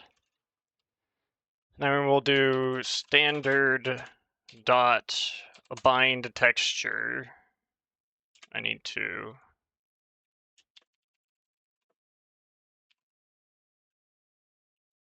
This is a private void, I guess, now, because I don't need it.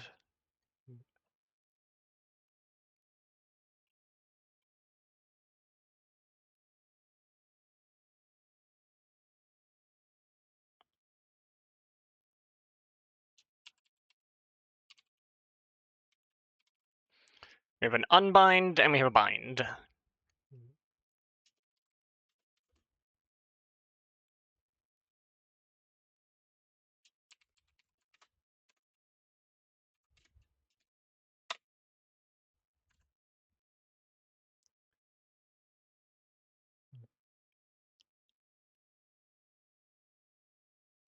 So now I don't need to worry about all of that. It just binds itself.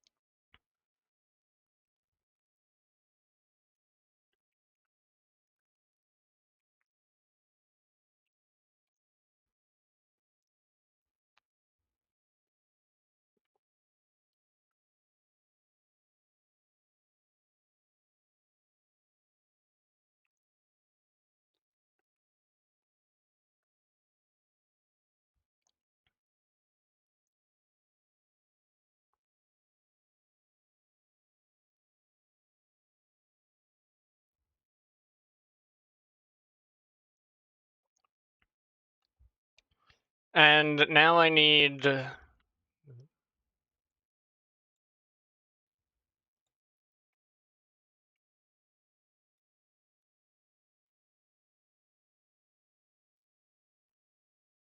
Like, what does it need to draw something? What does it need? It needs...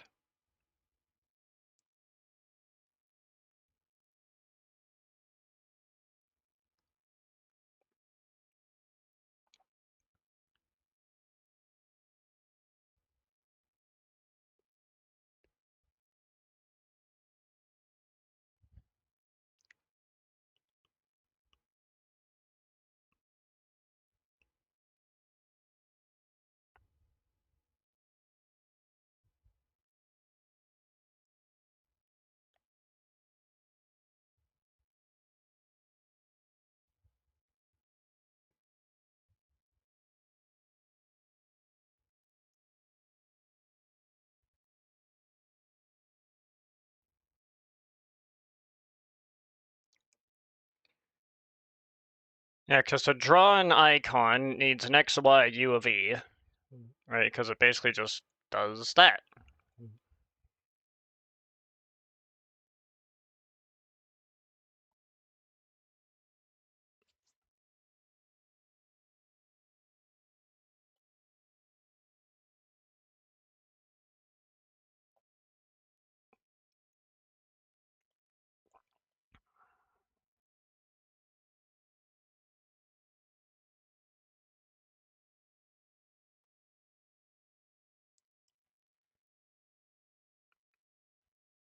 Hmm.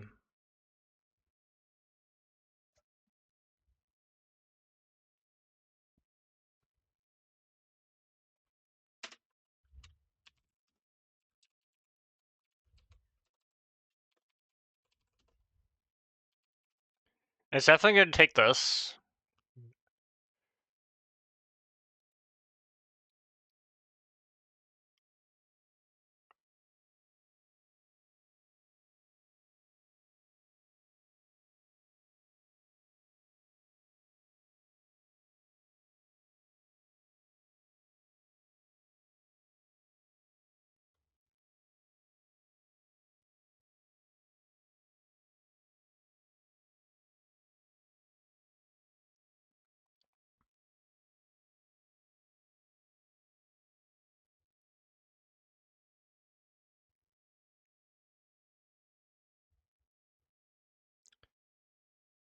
The simplest way to draw something is to just...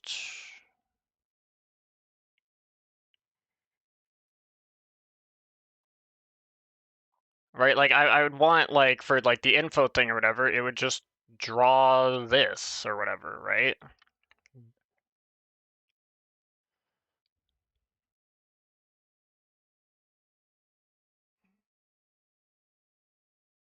But it might need additional information.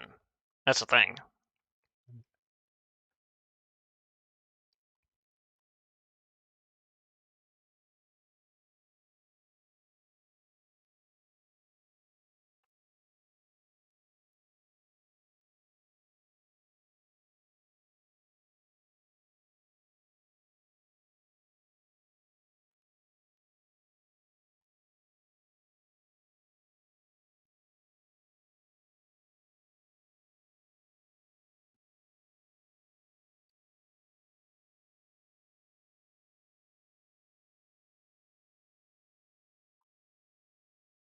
Well, it definitely needs the left and the top, but not for that.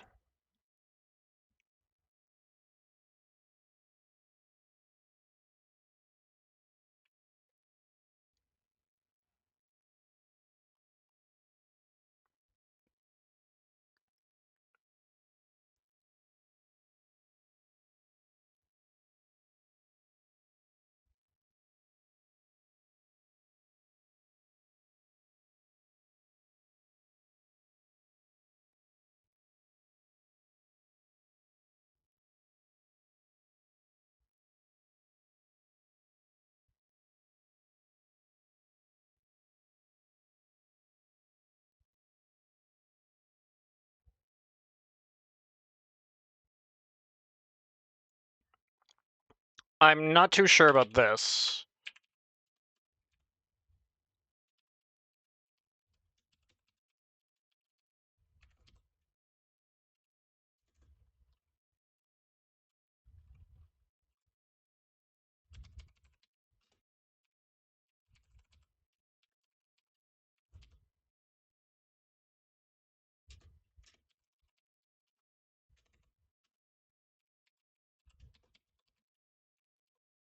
I think I can do that to capture if we need blender alpha.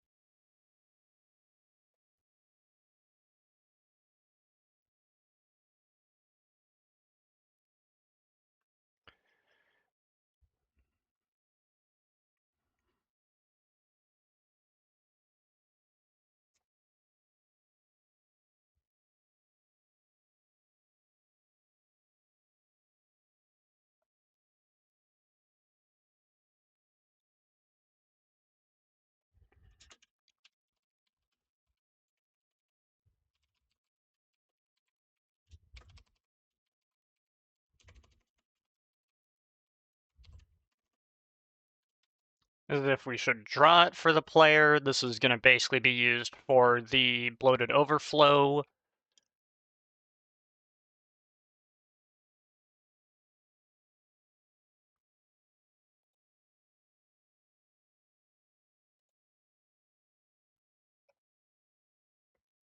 Everything else is probably just true.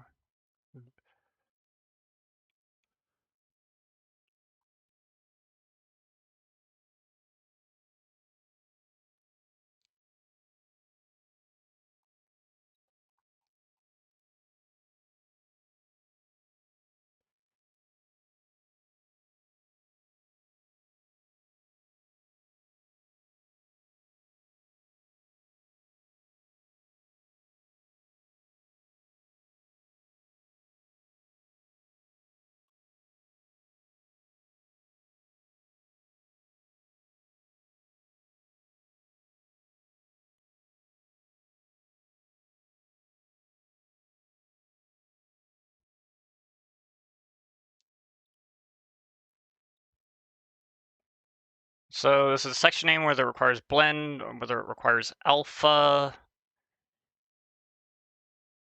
whether it should even be drawn. What else do I need?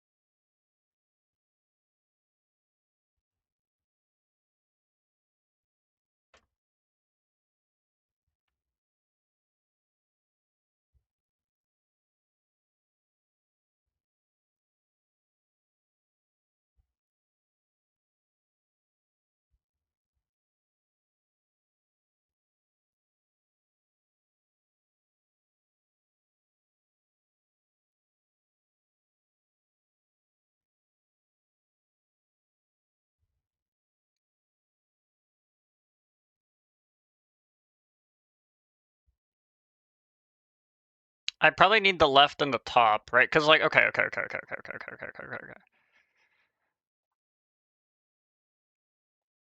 On pre-render,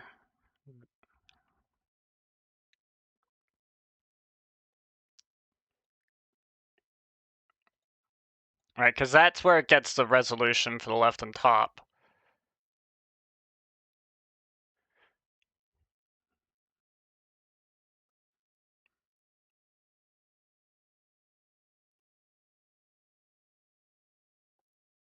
And then it draws the stats overlay.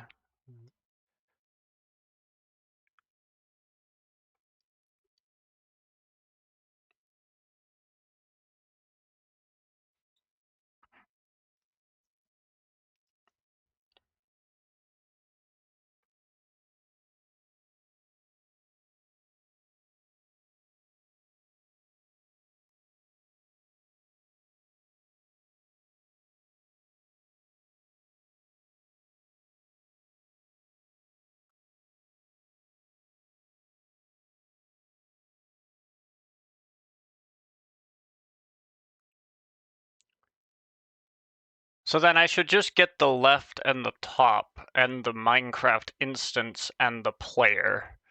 Everything else is computed.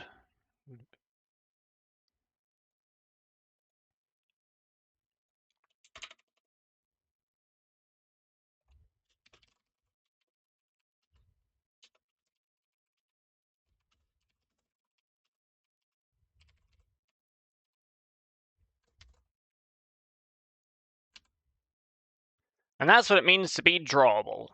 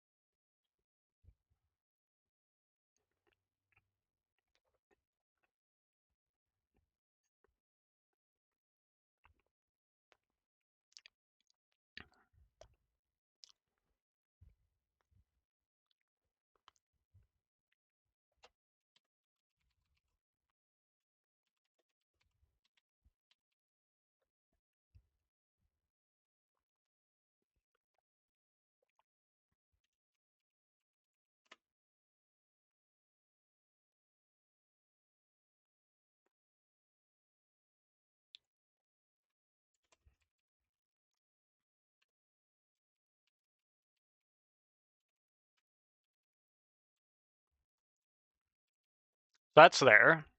And this just returns this.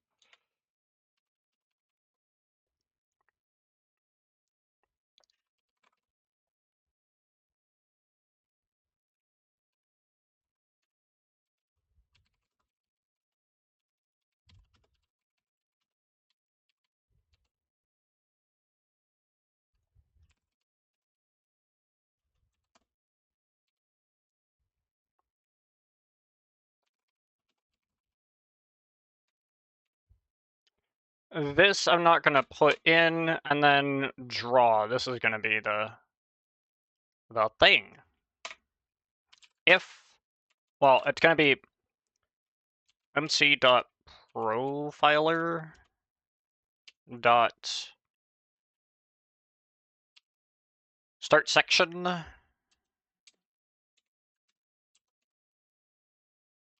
This dot get section name.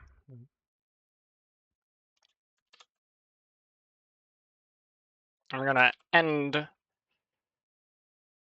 a section. Right, so we're gonna wrap it in that.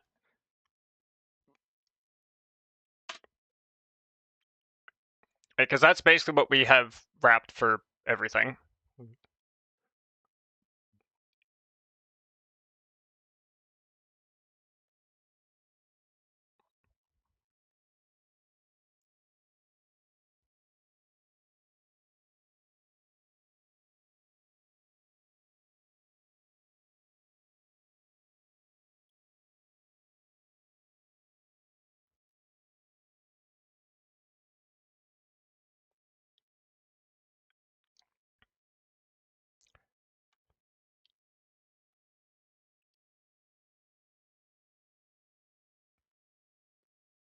Now this jitter amount is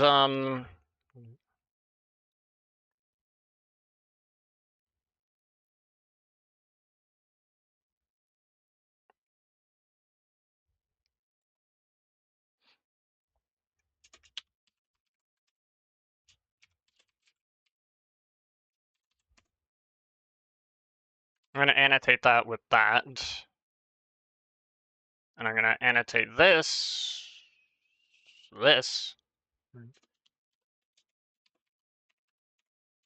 With the right side only. Site.client.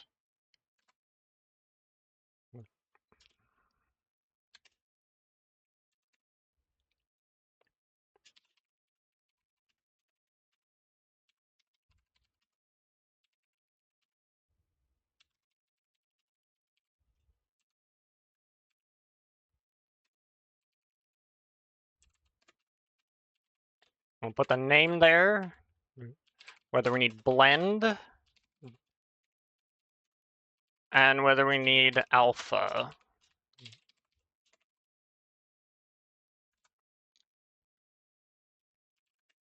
And then if this dot requires blend, we're going to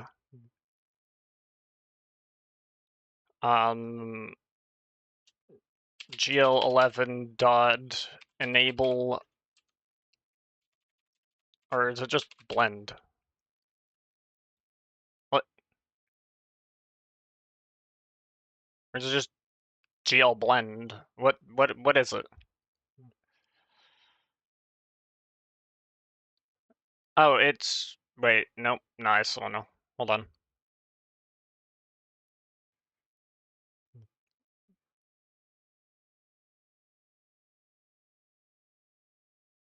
GL state manager dot enable blend. Okay.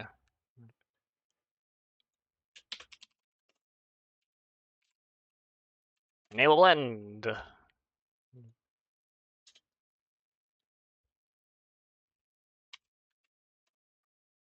This dot requires alpha, then we do GL state manager dot enable alpha.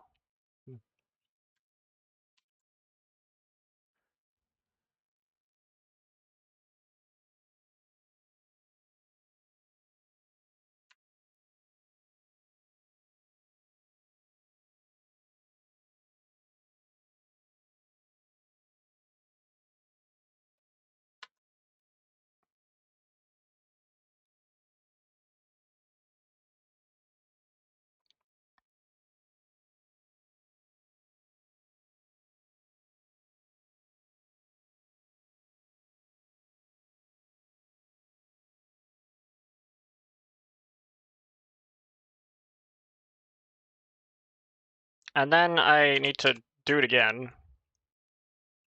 Actually, this is for disabling blend.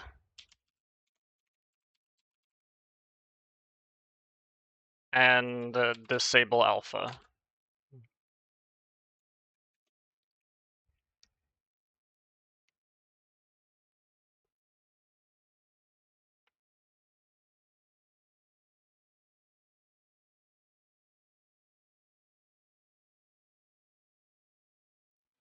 Now, a lot of the time,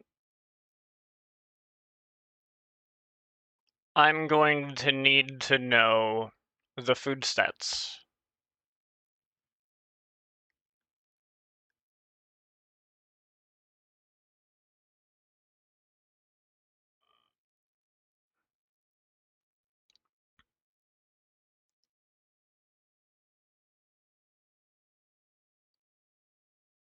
So I'm going to pass the food stats in.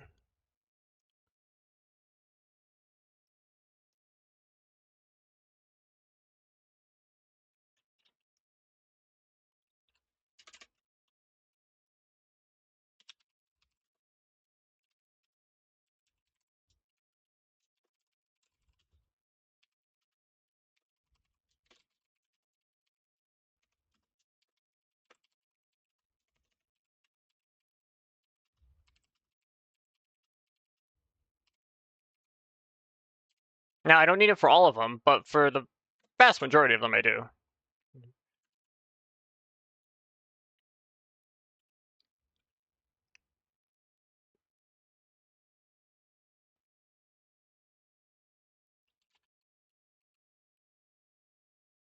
And I will probably add static methods to here, which I will use throughout the children of this, probably.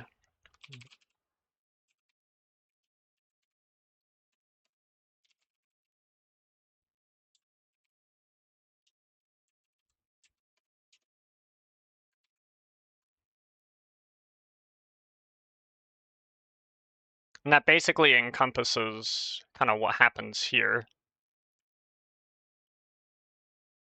I think.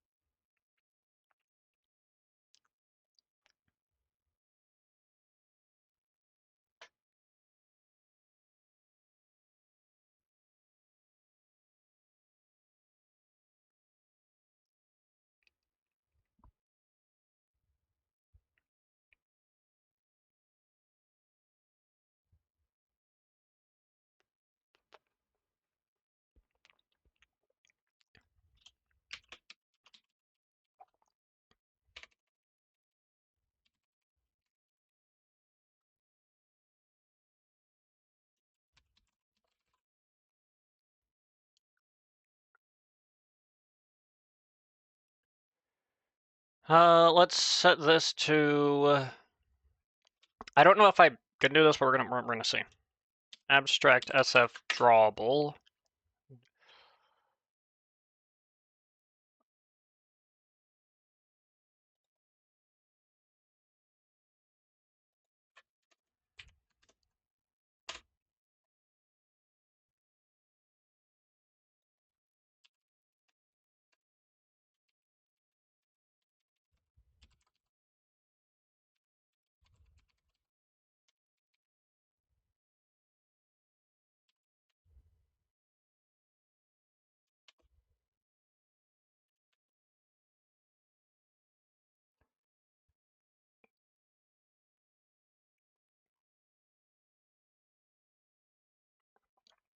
Right, because then we have this, and this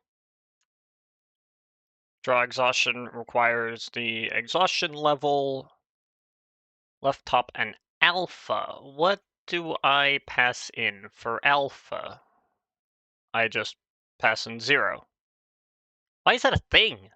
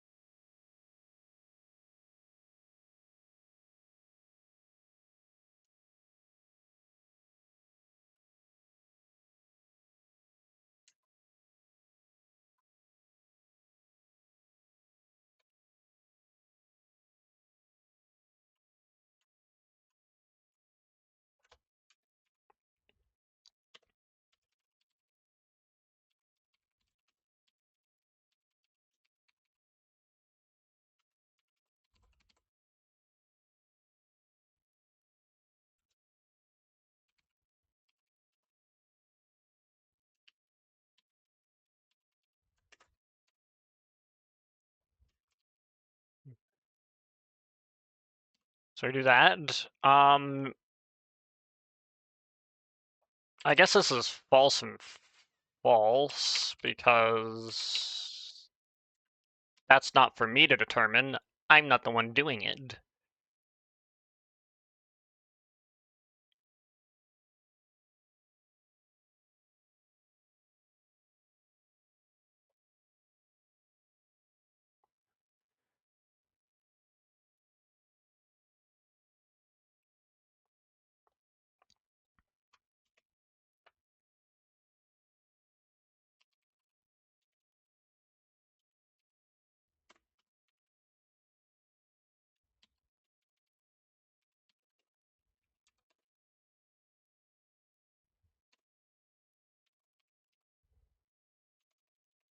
I think it's in the stats.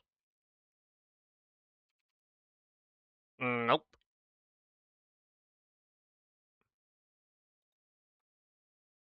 Oh, I need the upgrade pack. Right, that makes sense.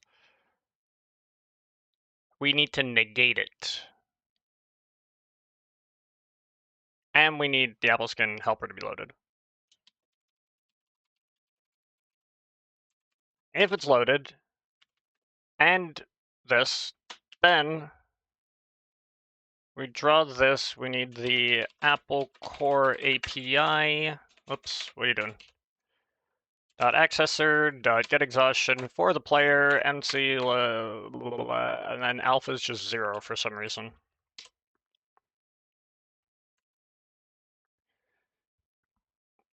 That's the exhaustion drawable, which is like really easy because I was basically already done.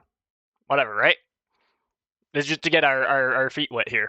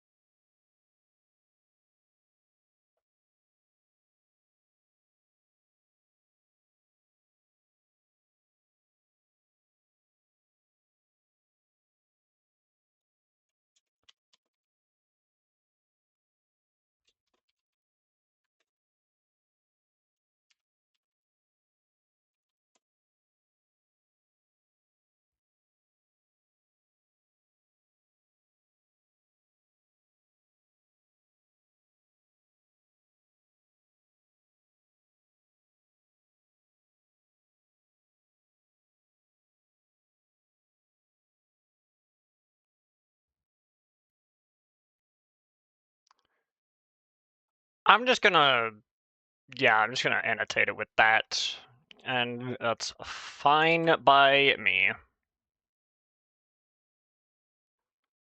So according to everything, right, we also need a jitter amount.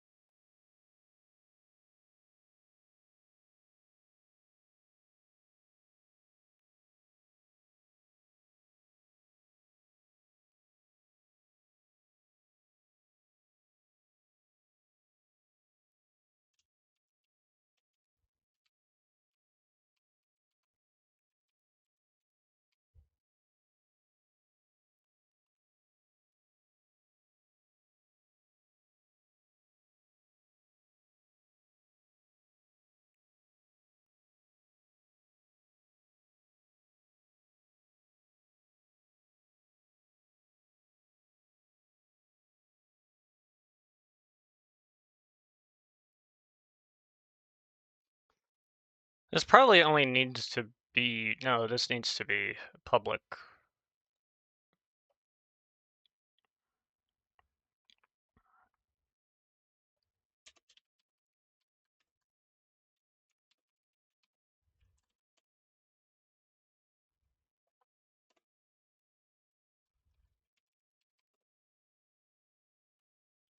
Because this is just a freaking array, so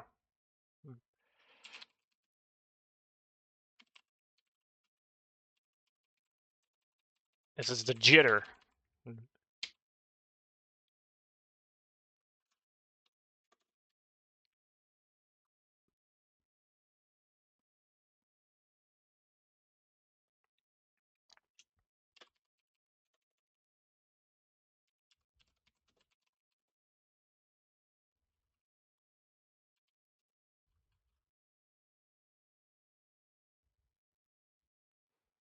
What did I have this set as? Like calculate jitter amount or whatever? Like get jitter amount.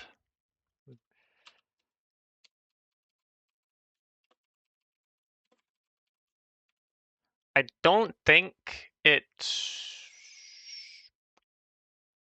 Oh yeah, I need the update counter and the player for some reason.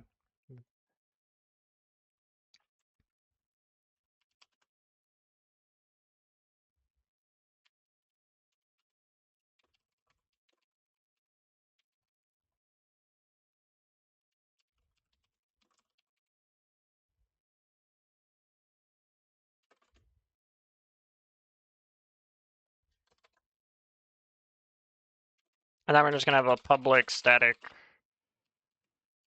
get jitter amount. This is not void, this is an int array.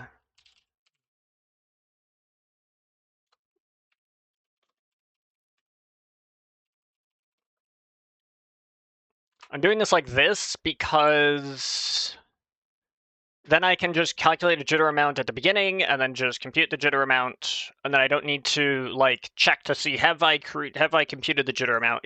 If I have, then use it. If not, recompute, and do that for like every single thing that I'm drawing.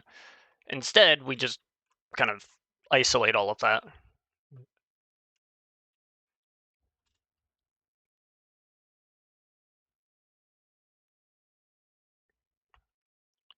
And that is basically just going to be not here, not here, not here, right here.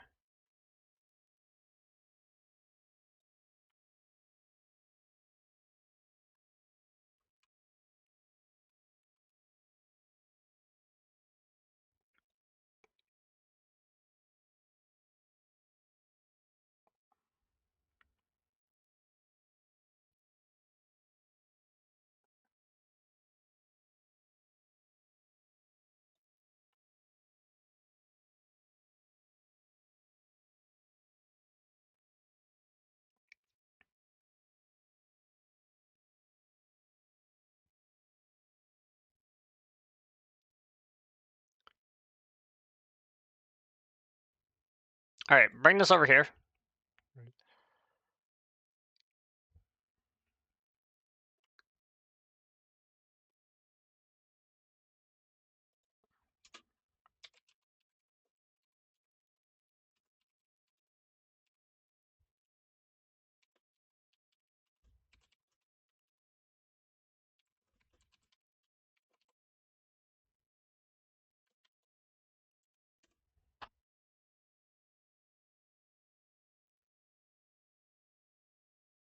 So I'm going to do rng.setSeed, update counter times this number for some reason, 70643.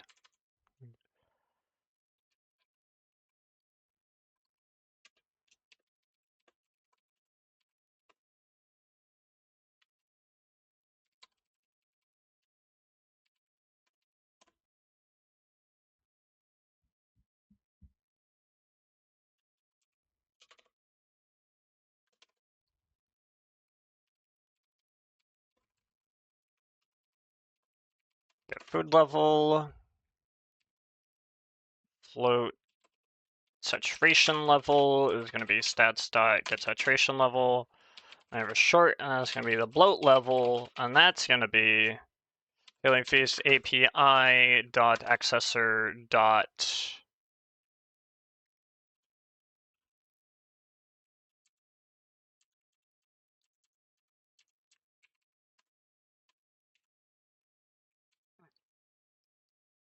get bloated hunger amount, right? Yeah.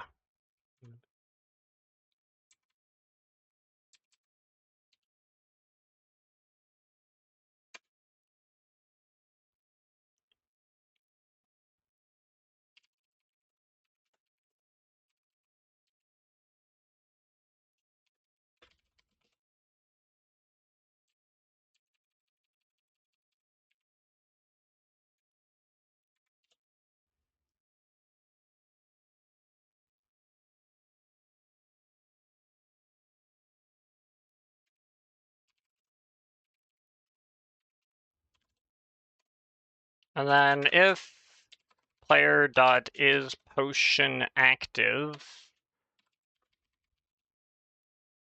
and if we have metabolism active, our regen is equal to the update counter modulo 25.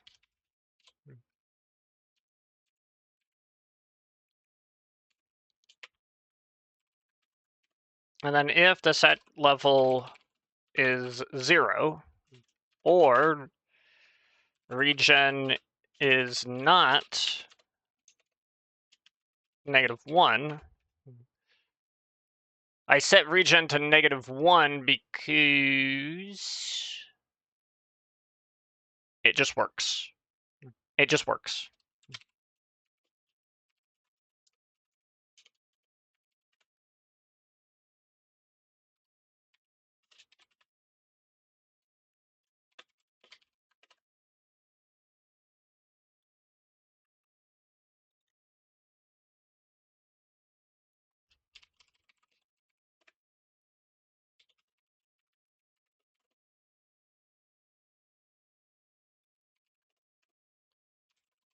If the update counter modulo whatever the heck's going on here, the bloat level, or sorry, the food level plus bloat level.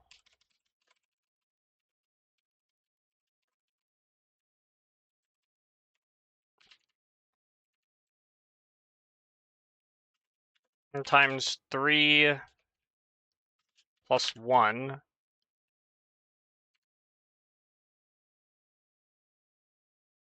And if that equals 0,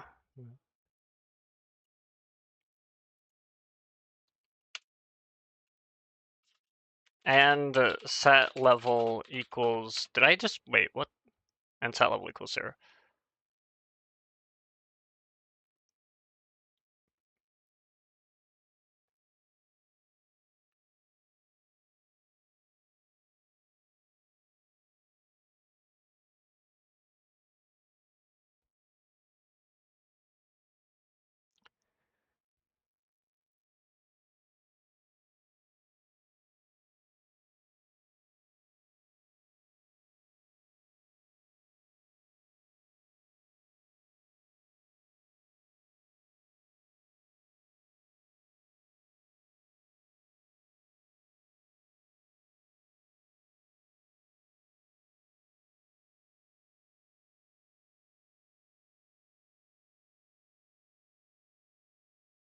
There's a better way I can do this. If the set level is 0,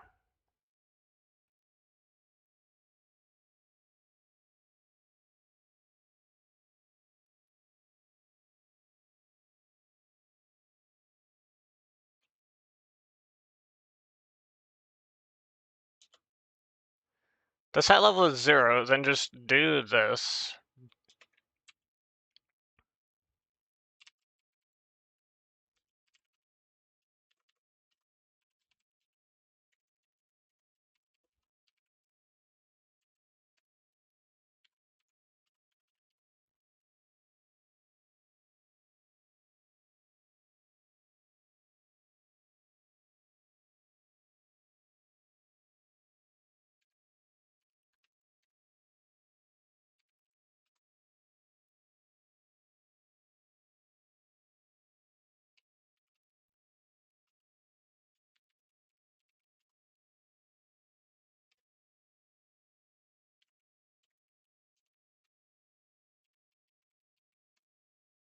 So if our regen is within this bound, it's greater than or equal to 0, and it's less than our jitter length,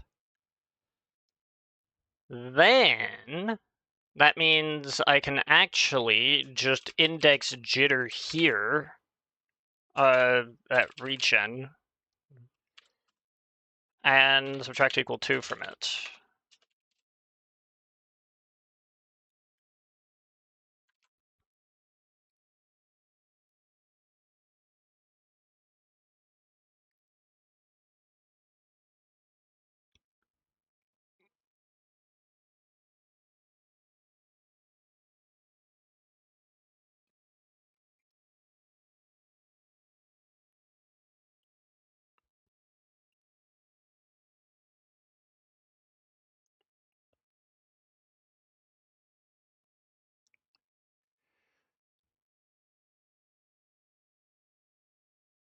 I should compute this beforehand, before looping.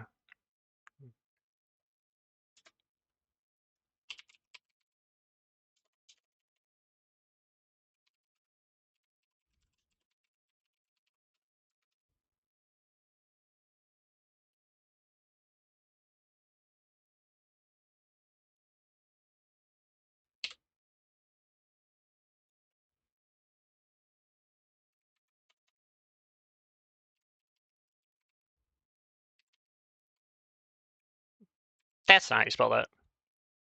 There you go.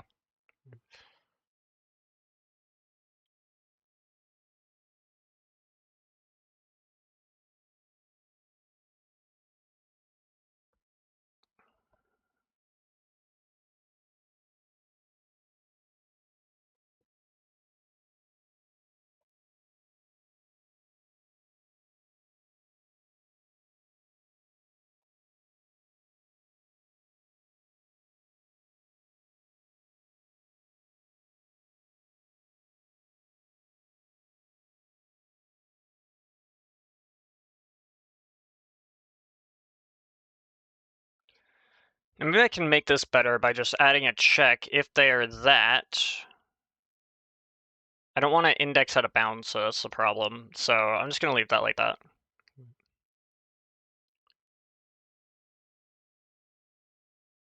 We're just going to leave that like that.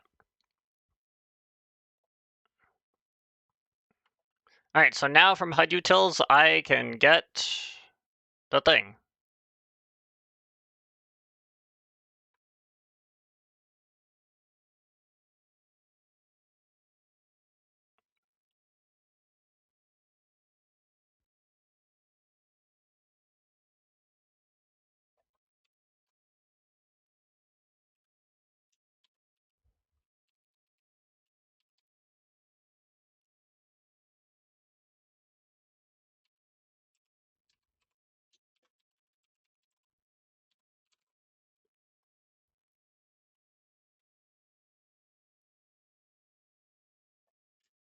Abstract SF drawable.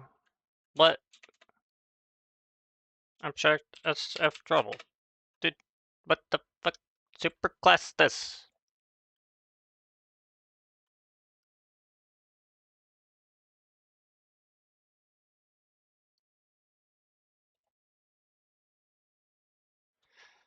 So now this is going to draw a stat bar.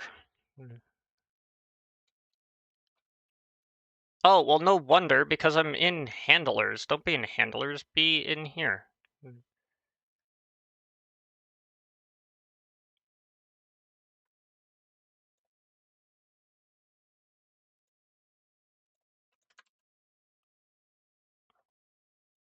There you go, this is better. Add constructor.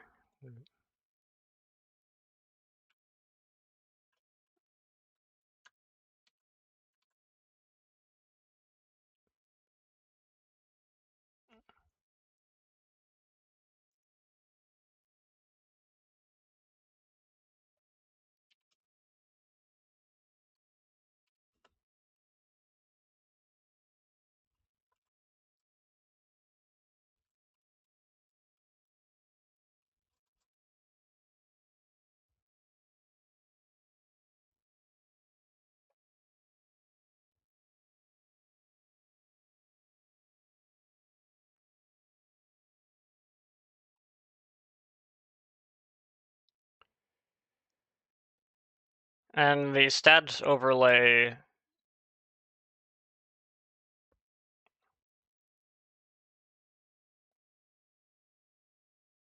just draws a stat bar.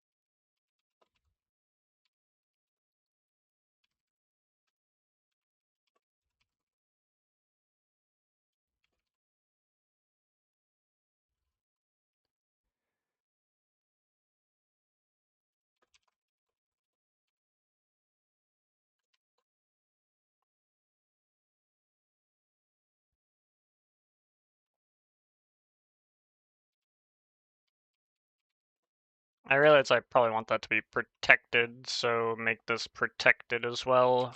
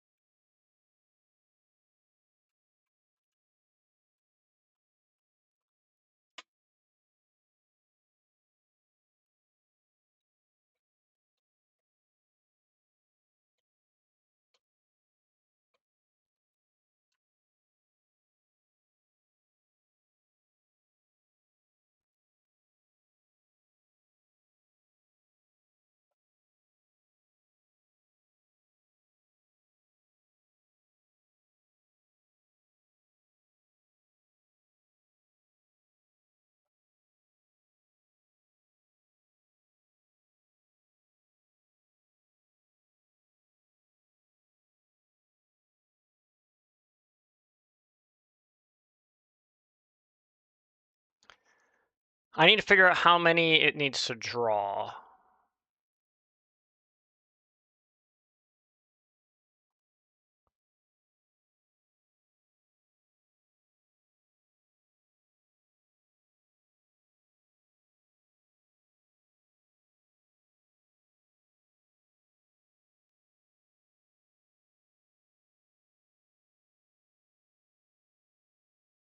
I don't even know this didn't. I don't even know why this didn't play from the beginning. Dude, play from the beginning. What are you doing?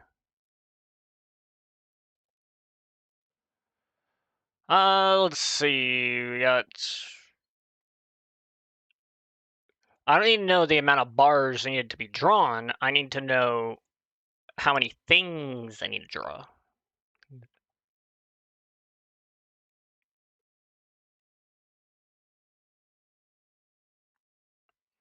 After top is amount. Yes, yes, yes, yes, yes.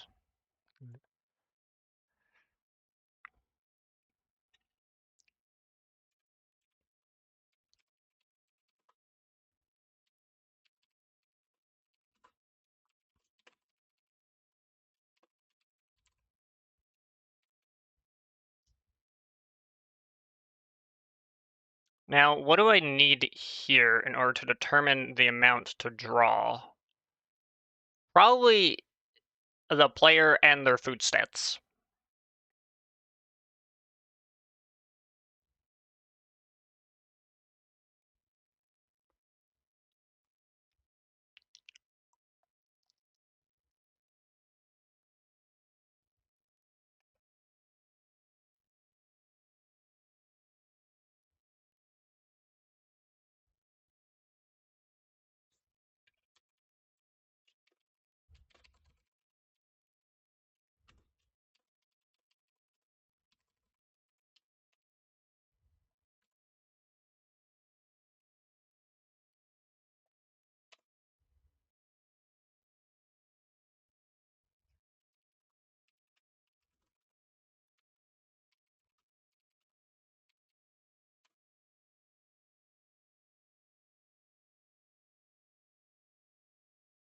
What are you?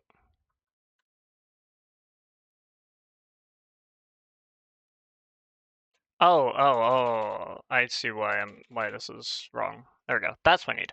All right, so here, what it's doing here when we're drawing a stat bar is that it's initializing these.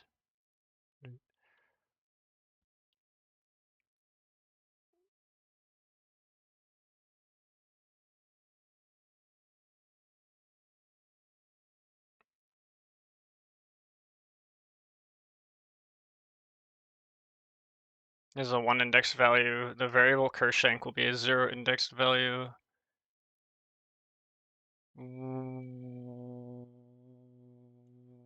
What is a variable Kershank? Kershank's not even here.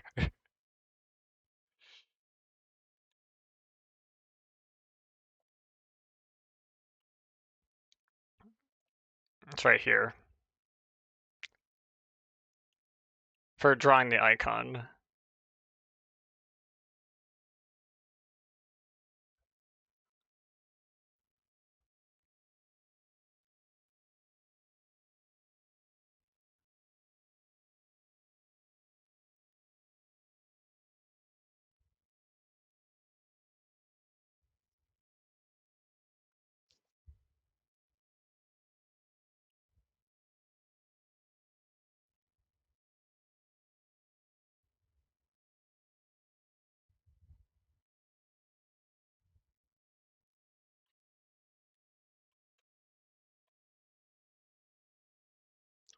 All right, what do we do here? This is the amount of shanks that are needed.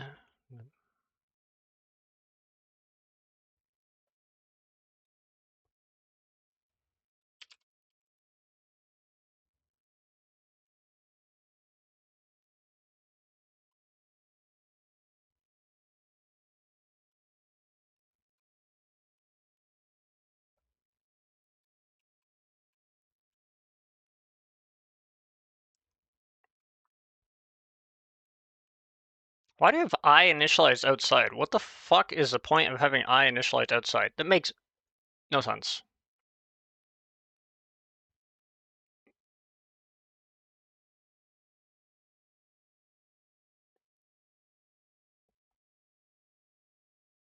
Where was I before? I was right here. Okay.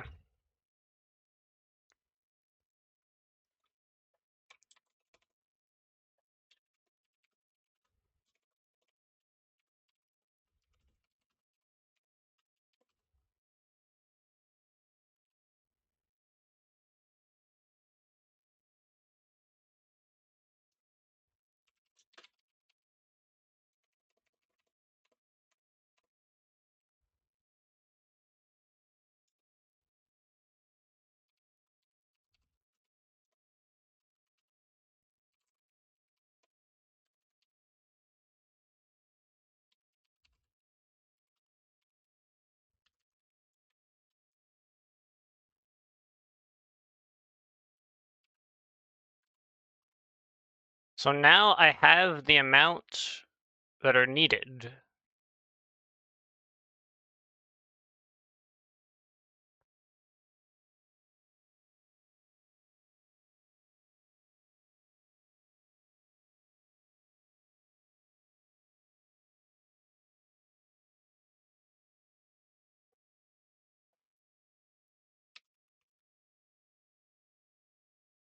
Whatever this is.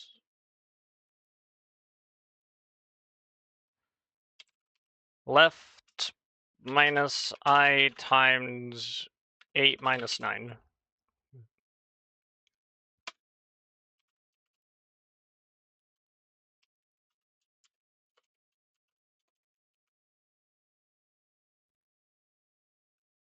Why am I initializing Y if I'm never even using it when it's initialized?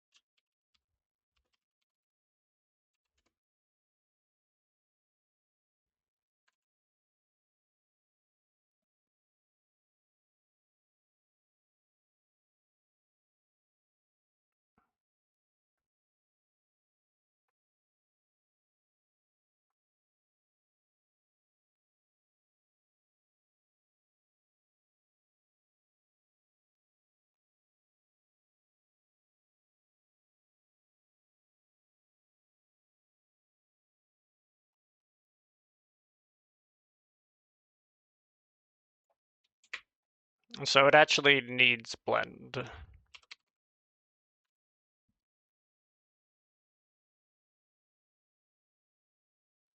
I don't know if it needs the U and V.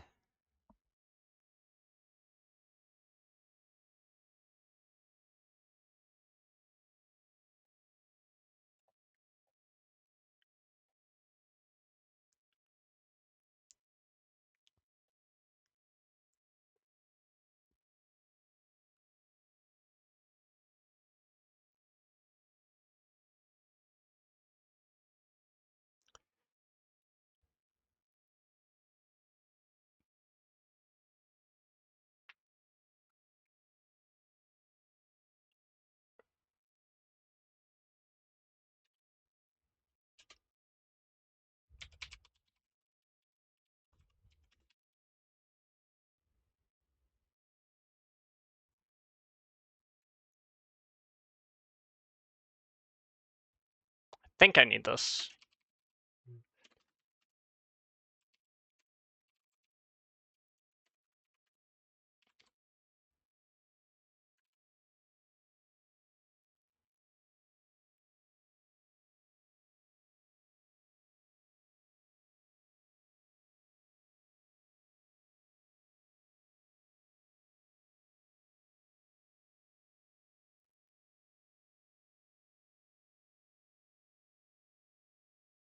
Uh,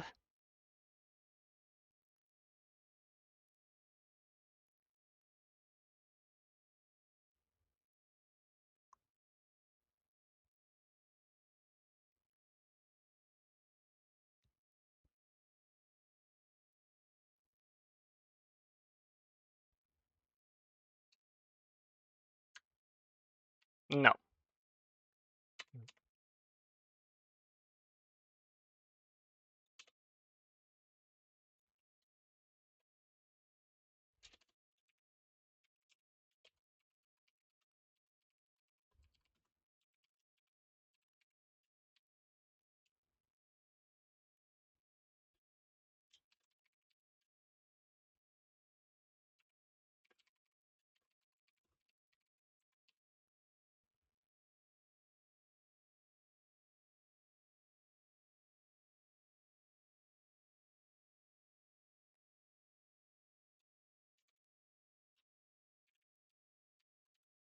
Whoops, don't need two of them.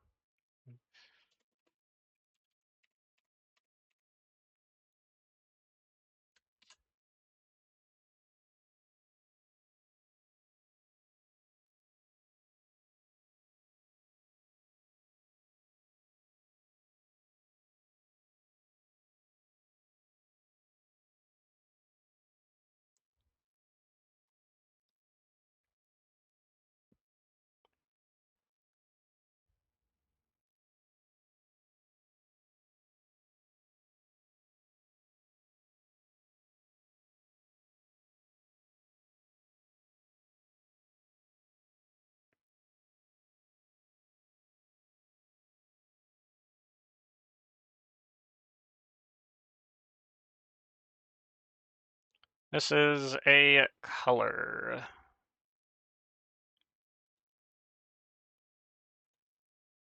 I don't know if this color is... It's a scaling feast thing. Okay.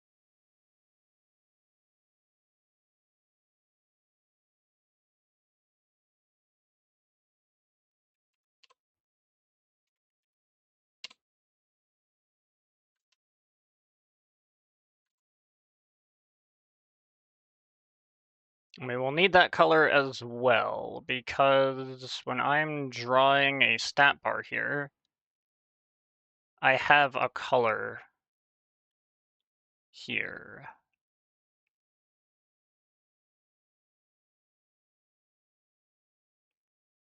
Now I am passing through whether it is vanilla or vanilla override or whatever. And that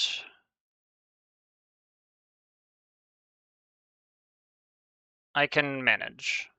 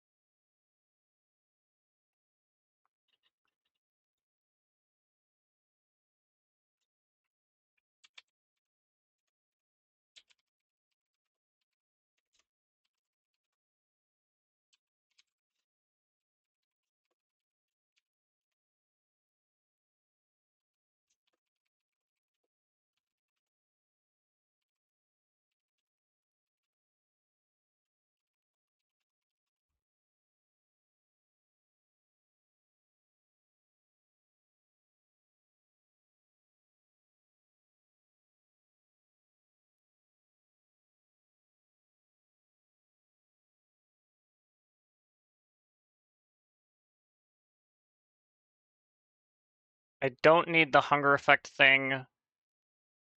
I don't know if I need the set. The hunger effect is active. And we're not drawing vanilla, and we're not drawing saturation, then I'd draw that.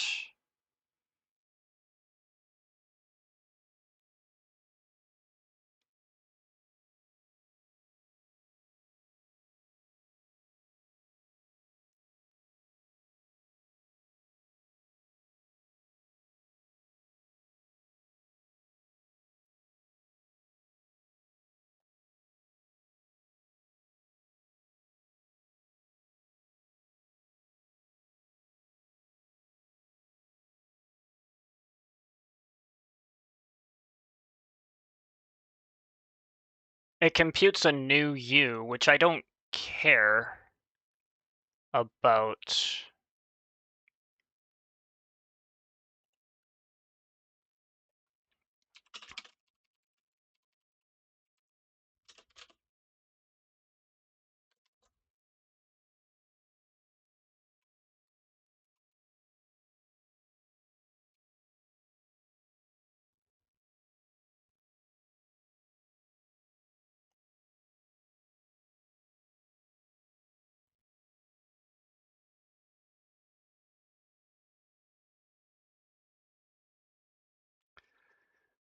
Alright, so what I'm going to do here is I'm going to do gl11.gl color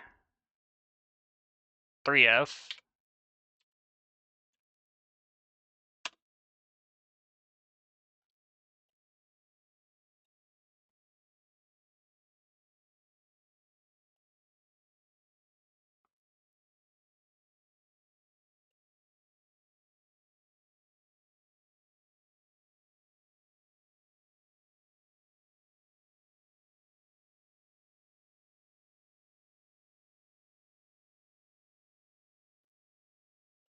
I have no idea why that's like that, but it just is.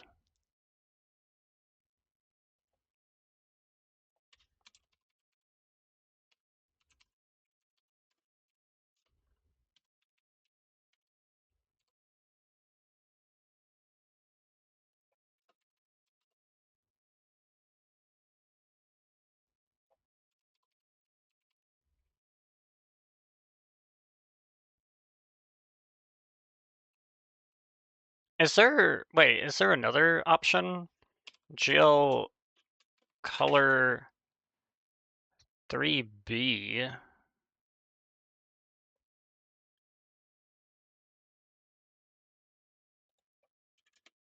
What's 3B?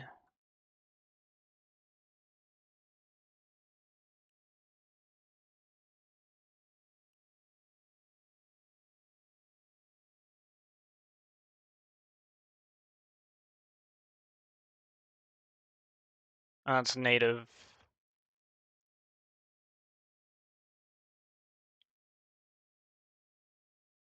I'm curious. I gotta know what this does. GeoColor 3UB. I wanna look at 3UB specifically.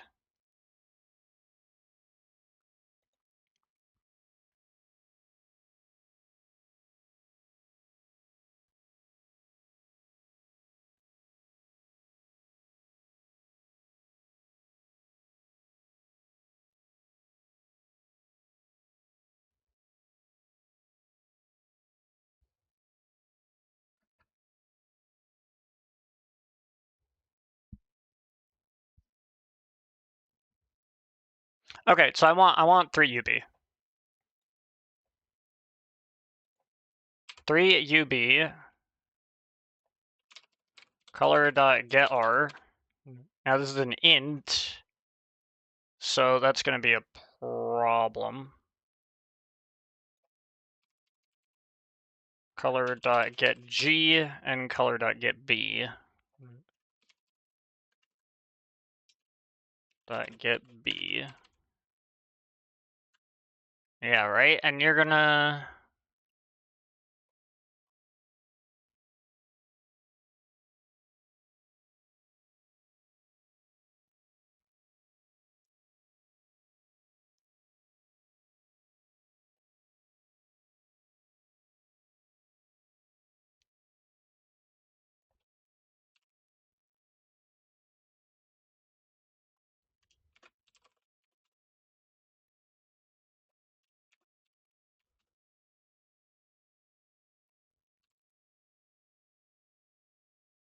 Just change this to be bytes.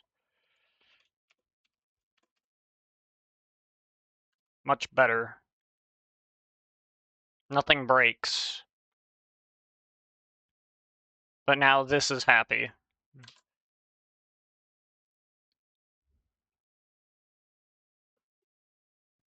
And then I just do mc.ingame.gy.draw textured modal rect. I don't know which one. Doesn't really matter. X, Y, U, B, 9, 9.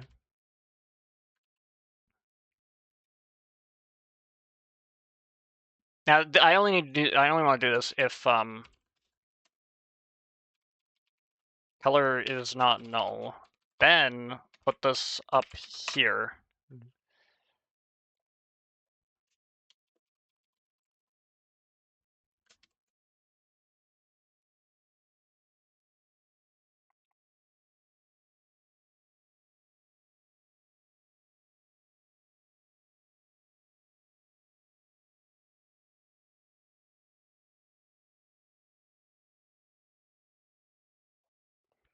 Now, do I need to...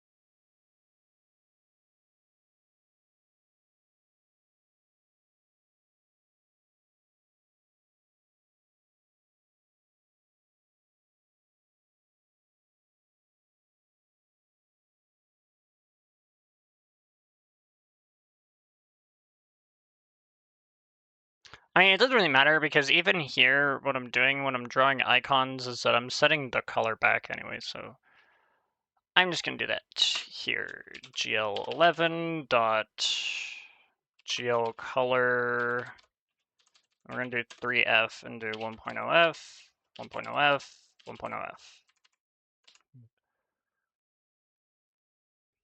And that will draw an icon. And all this other nonsense stuff is gonna be computed when we actually draw the icons.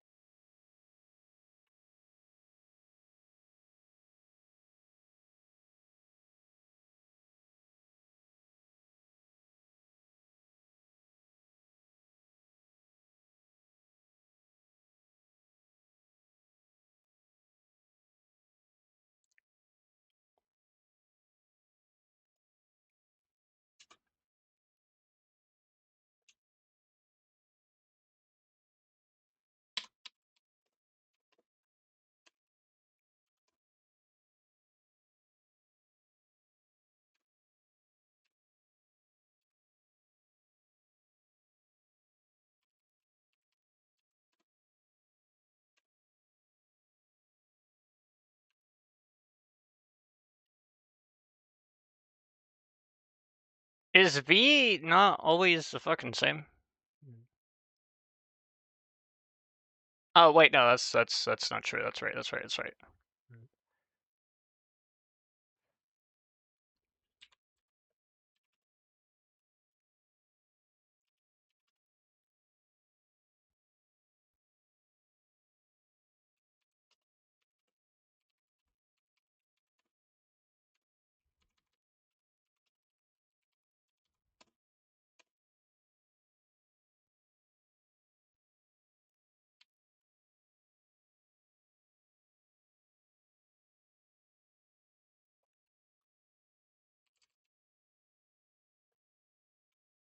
Now the color's not going to change halfway through, so...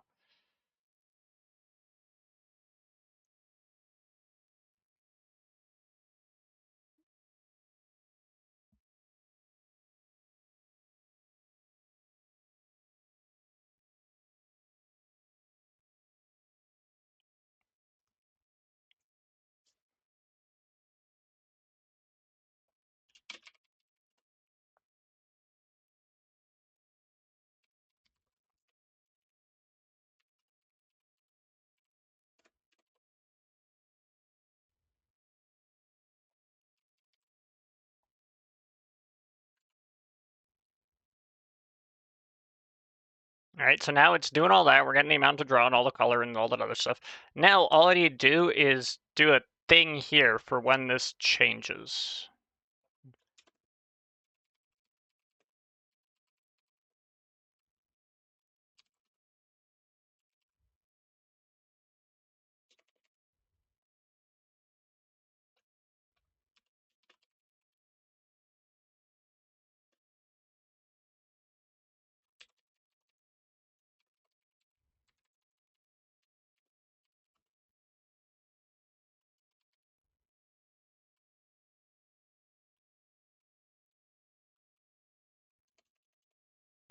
What's like, it's like... The current shank index, I guess, is what we'll probably call it.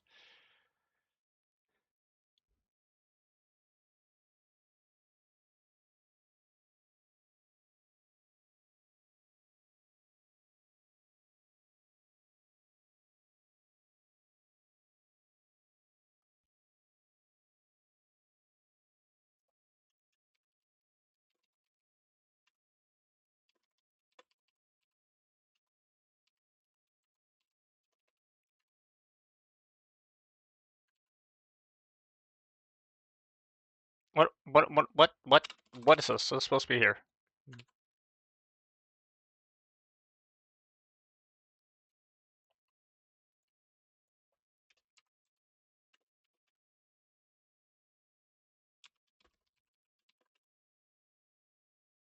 I pass in I pass in the player, I pass in the stats.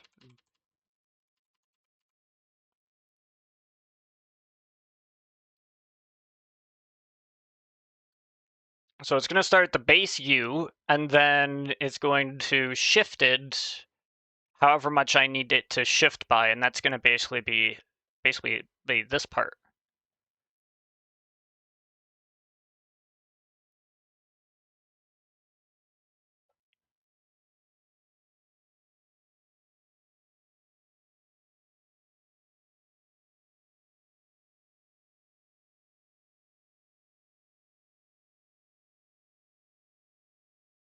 Where I'm going to do some fucking funky math.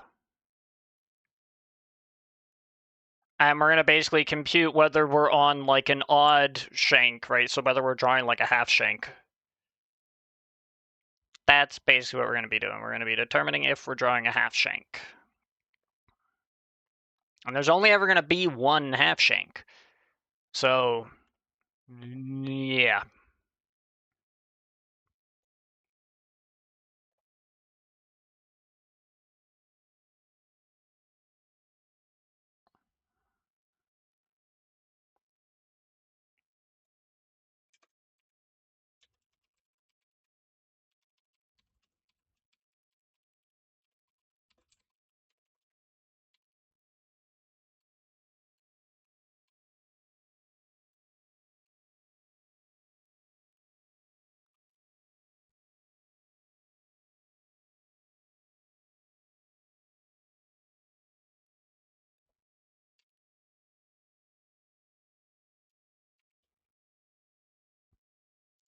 So now, what is shanks needed?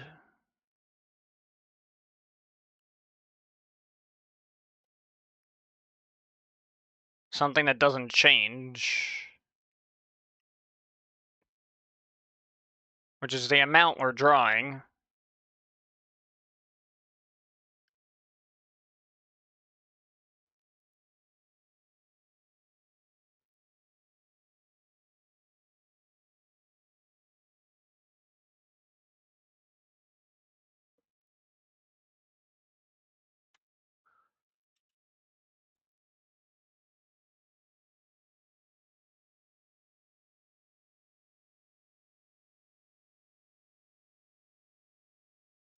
So, okay. How do I know if I'm drawing?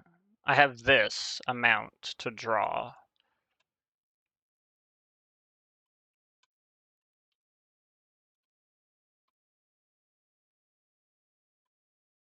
The U chord shift is gonna actually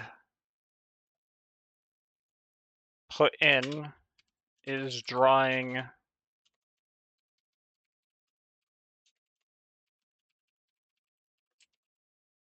half shank.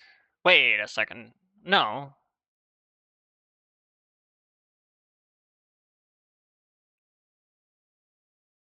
The only time I need to do this is when I'm drawing a half shank. So, under what conditions do I draw a half shank? I draw a half shank if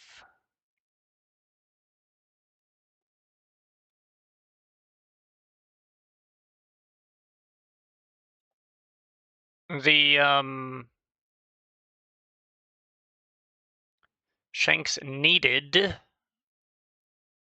which is like the amount, minus UV, the current shank, the index.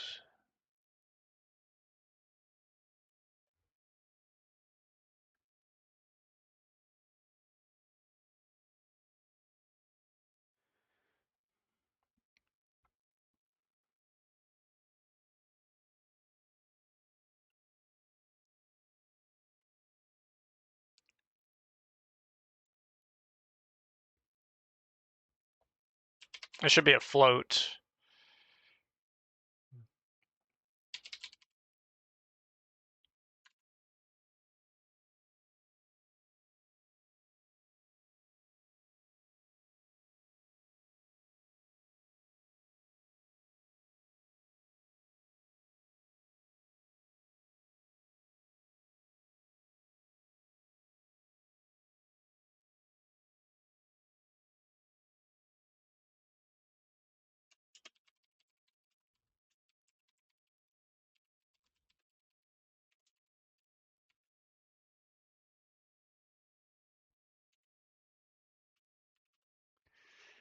This is going to be if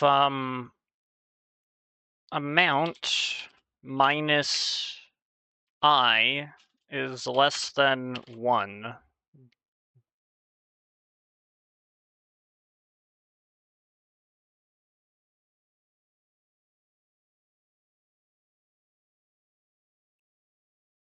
And if it is,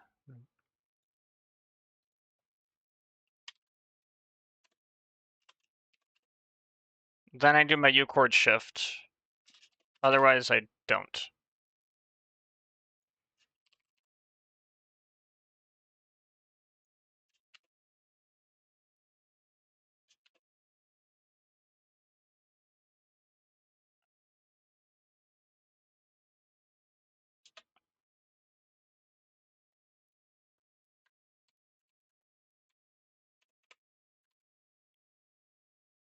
All right, so that seems not bad.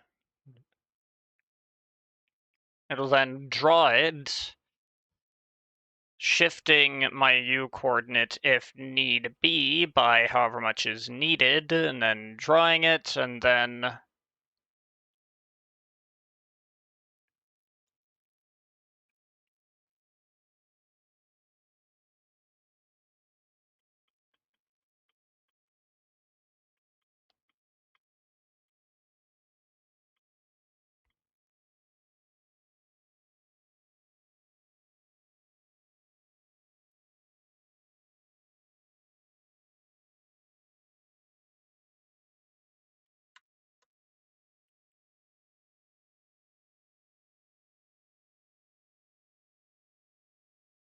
I'll take it, it's fine.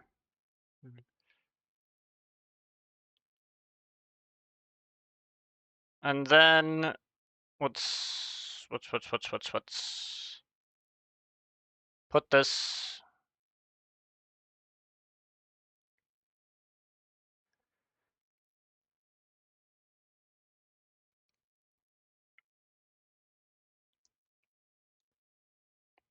What I want to do now is I want to document all of this so that I know what this is.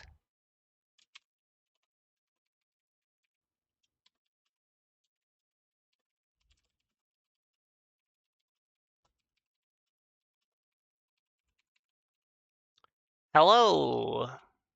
Hello, hello. How are you doing? It's Gren. Welcome. How you doing?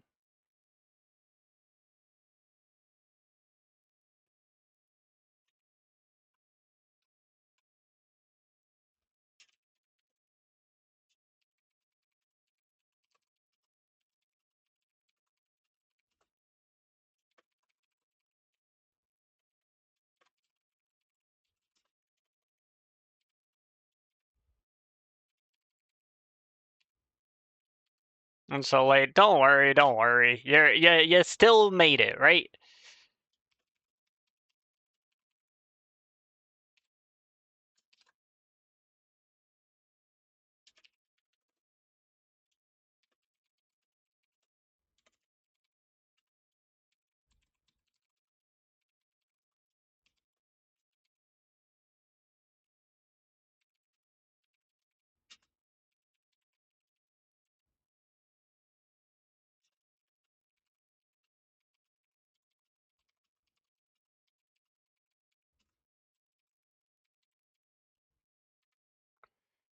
Return true if blend is needed. False if not. I can spell. And this is basically the same thing. Except alpha. True if alpha is needed. It will also turn off alpha. And if yeah, look at that. We're very close. I keep banging my desk. Yes, it's very exciting. It is a very exciting moment in time. Ah, big stretch.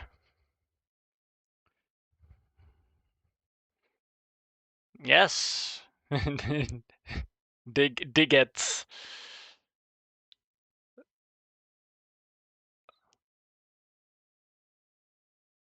Yeah, we're getting there. It's very exciting. It's very exciting. I think I want to try and do something exciting for the occasion. I haven't quite figured that out yet. We'll cross that bridge when we get there.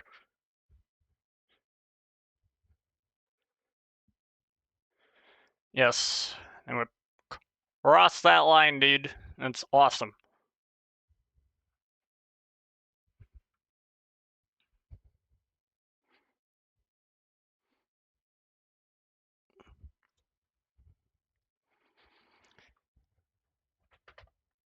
Okay, is blend need? Yeah, alpha needed. Right. Okay, should draw.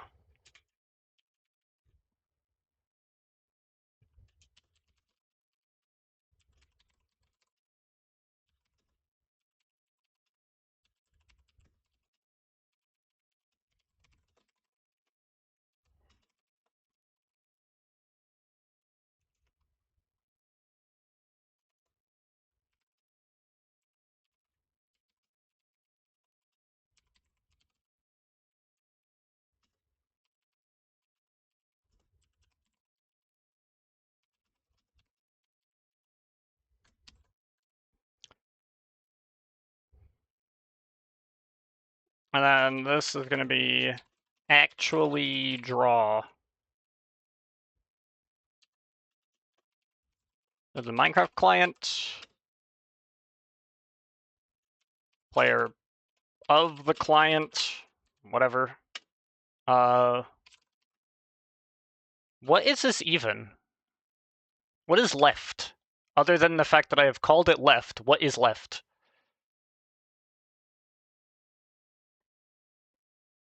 The left part of the hunger bar.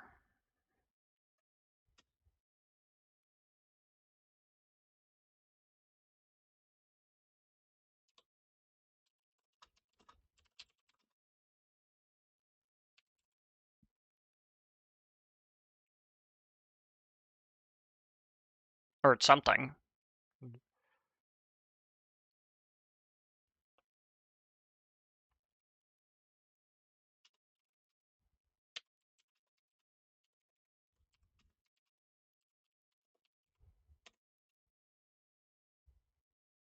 Left is right.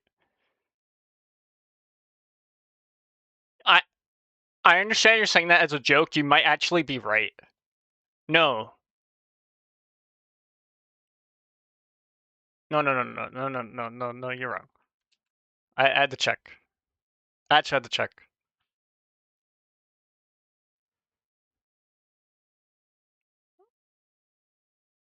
Honestly, 50-50.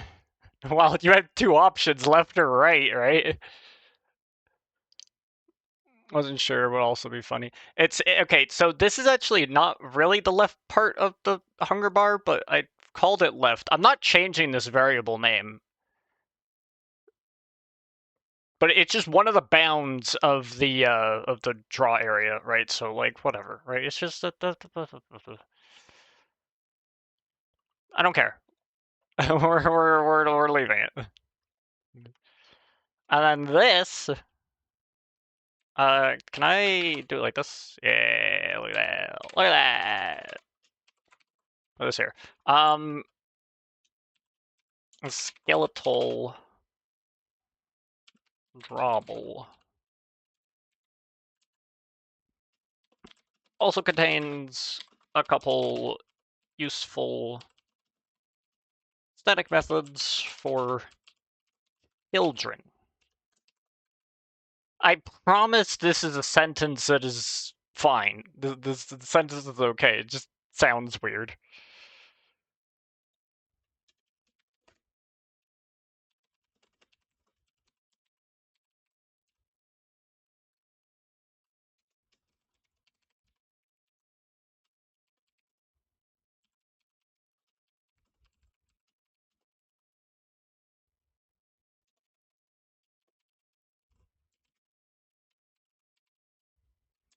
Prefiler.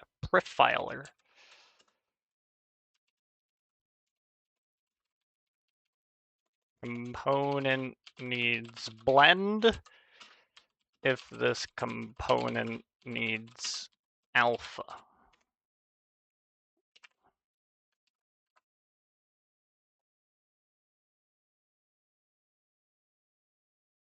This has already been defined. This has already been defined.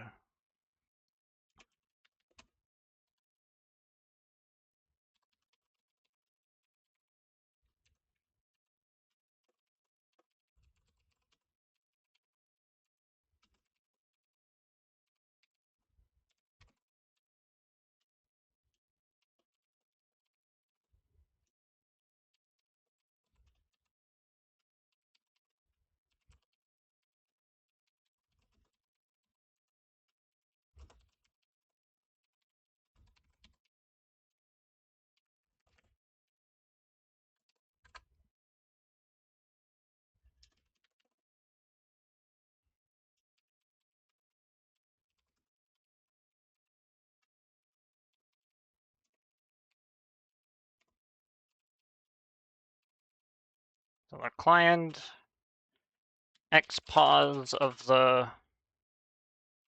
texture, ypos of the texture, ucord on texture map, vcord on texture map, and color. If null, will not change color with GL color.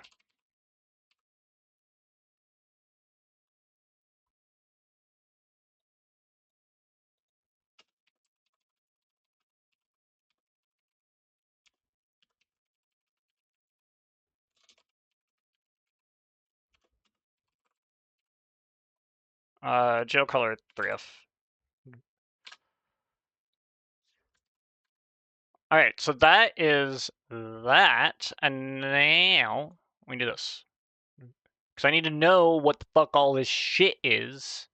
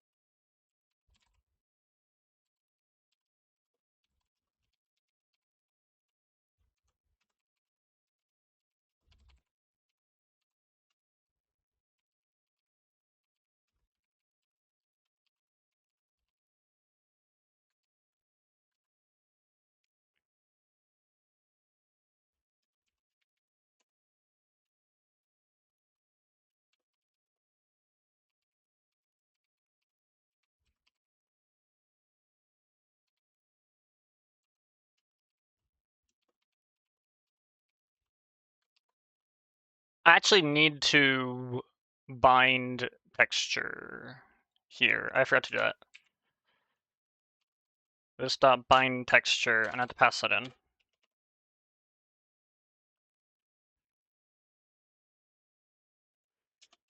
GUI icons dot unbind.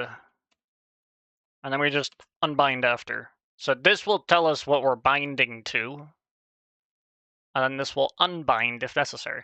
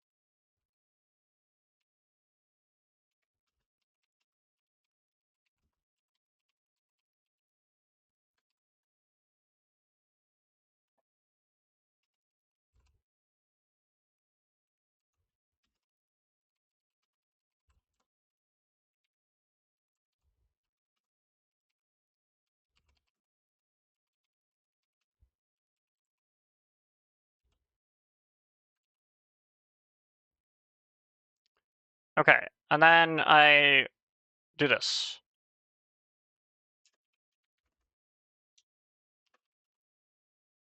The base U chord on the texture map that will be drawn.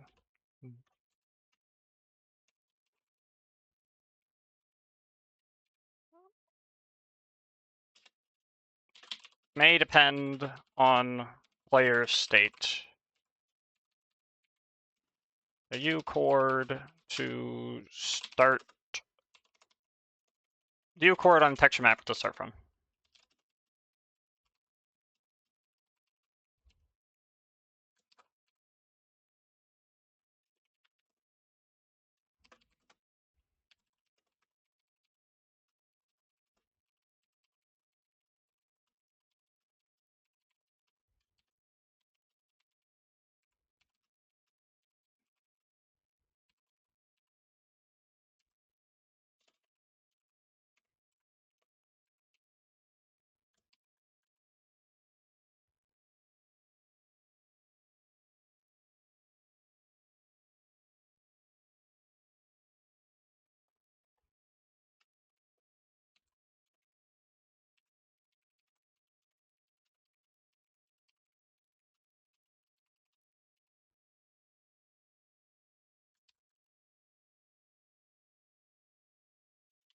Can I put nullable here? No, wait, I don't put it there. I don't put it there. I put it here.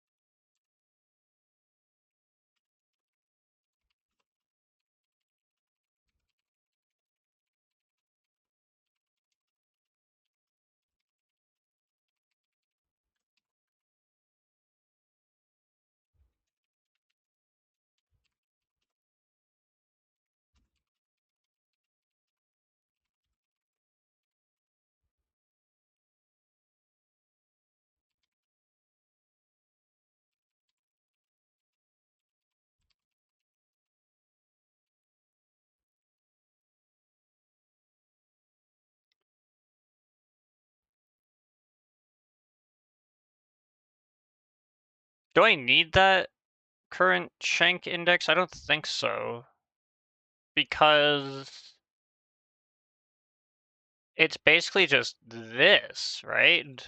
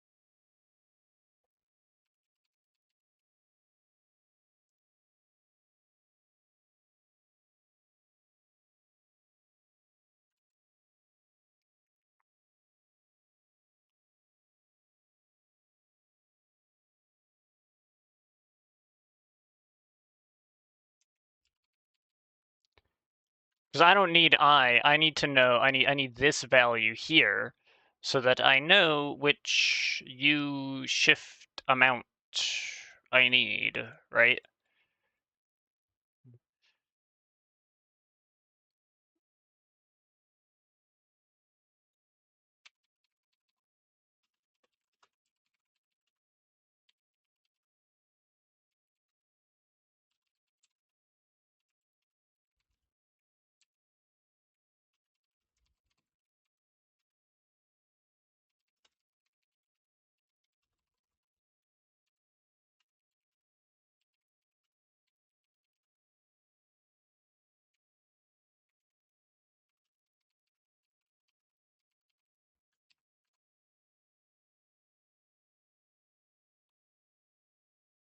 See, there we go. Now it's like I have all of this, so then when I subclass this, when I extend this again, then I can we'll be good. We'll be good.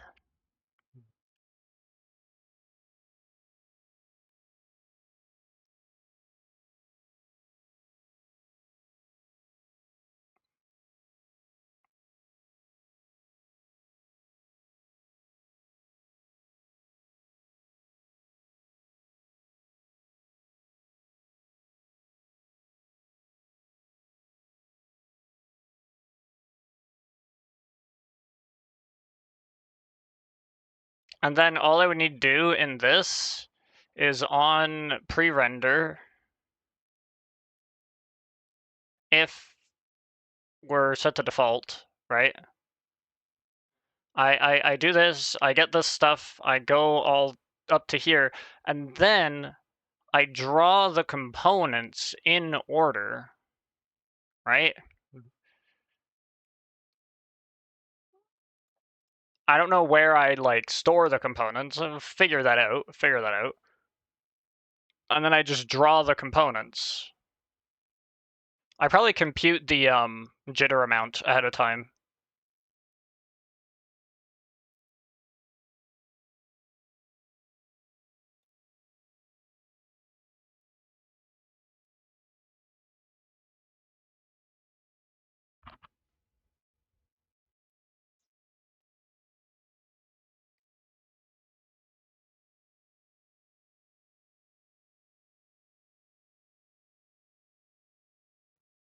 I might like group them together a little. I don't know, like group all the stuff that's being drawn to like the exhaustion, the hunger, the empty hunger bar, like the hunger shanks, and like everything else. Group that, iterate over them, draw them, do this, do the bloated stuff, right?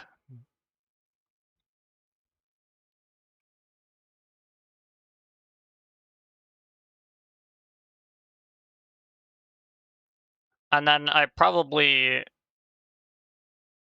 have a bloated jitter that gets computed, maybe. I don't know.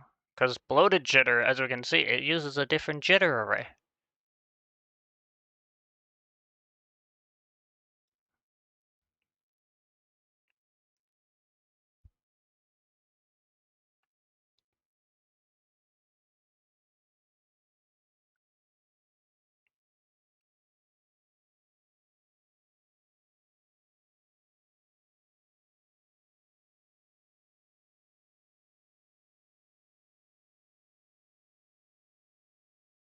Why is it only 10?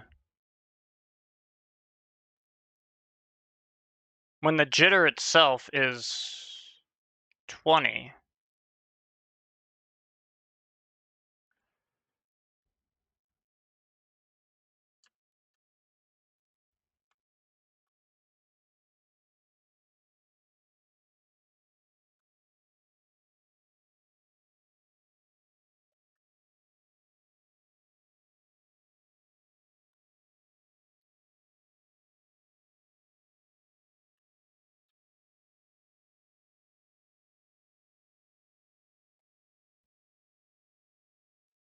And this was copied from the other thing. It just does this.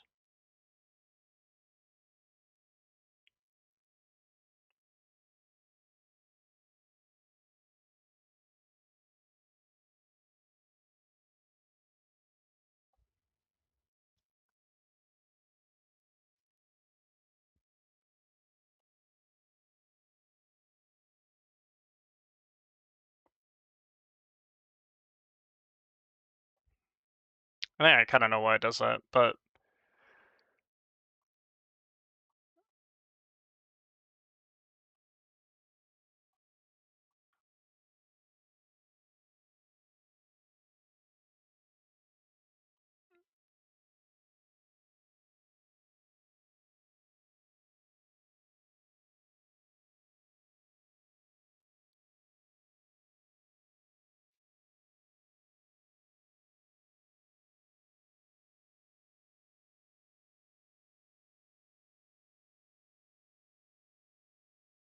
I think I know why it does that.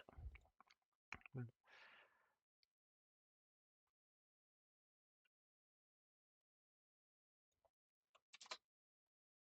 gonna set this at 20.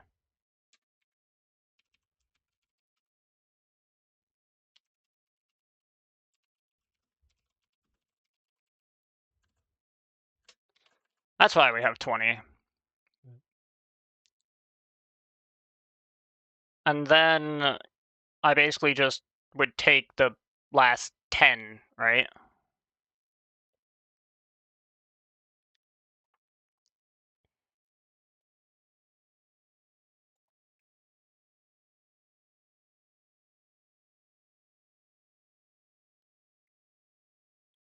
We're starting from, or, well, I wouldn't be going from the last 10. I'd be going from wherever, right? Like,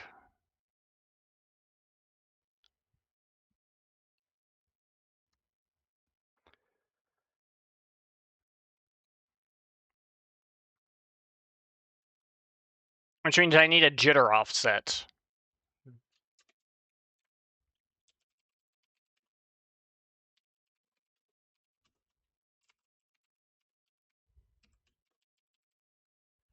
And that's going to actually depend on the players like Max Hunger.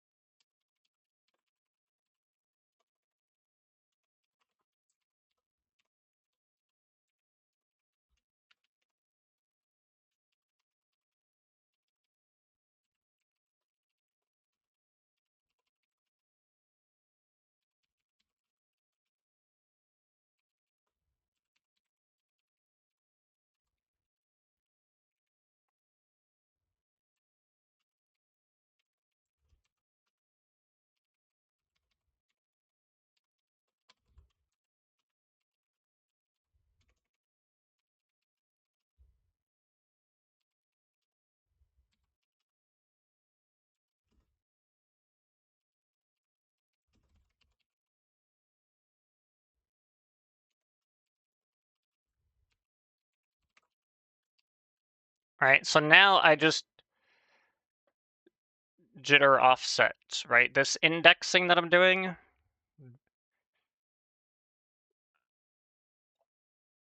I need this dot get, wait, equals this dot get jitter, or no, it's not get jitter. It's just this dot jitter offset, jitter index offset. Yeah, player stats. Okay, good, good. And then this is just I plus jitter offset. Right, and for everything else, it's fine, right? But for when I'm drawing bloated, bloated's gonna start whenever the hunger ends. Like if my hunger's at 20 or above, it's gonna start at like index like 10 or whatever, right? But if my hunger's like 6 and I only have 3 shanks, then it's gonna start after that, right? To have a smooth thing for when I'm like, if I have metabolism. If that made any sense. Made sense to me.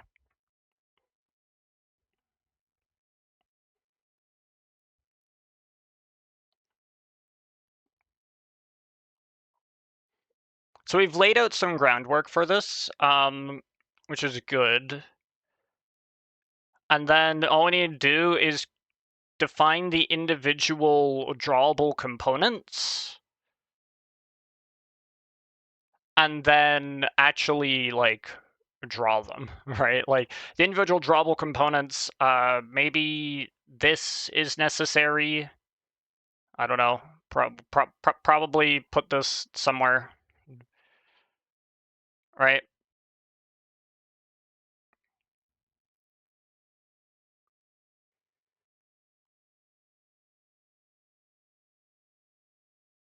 And then the text colors and we'll deal with that, right? Because they're still the info.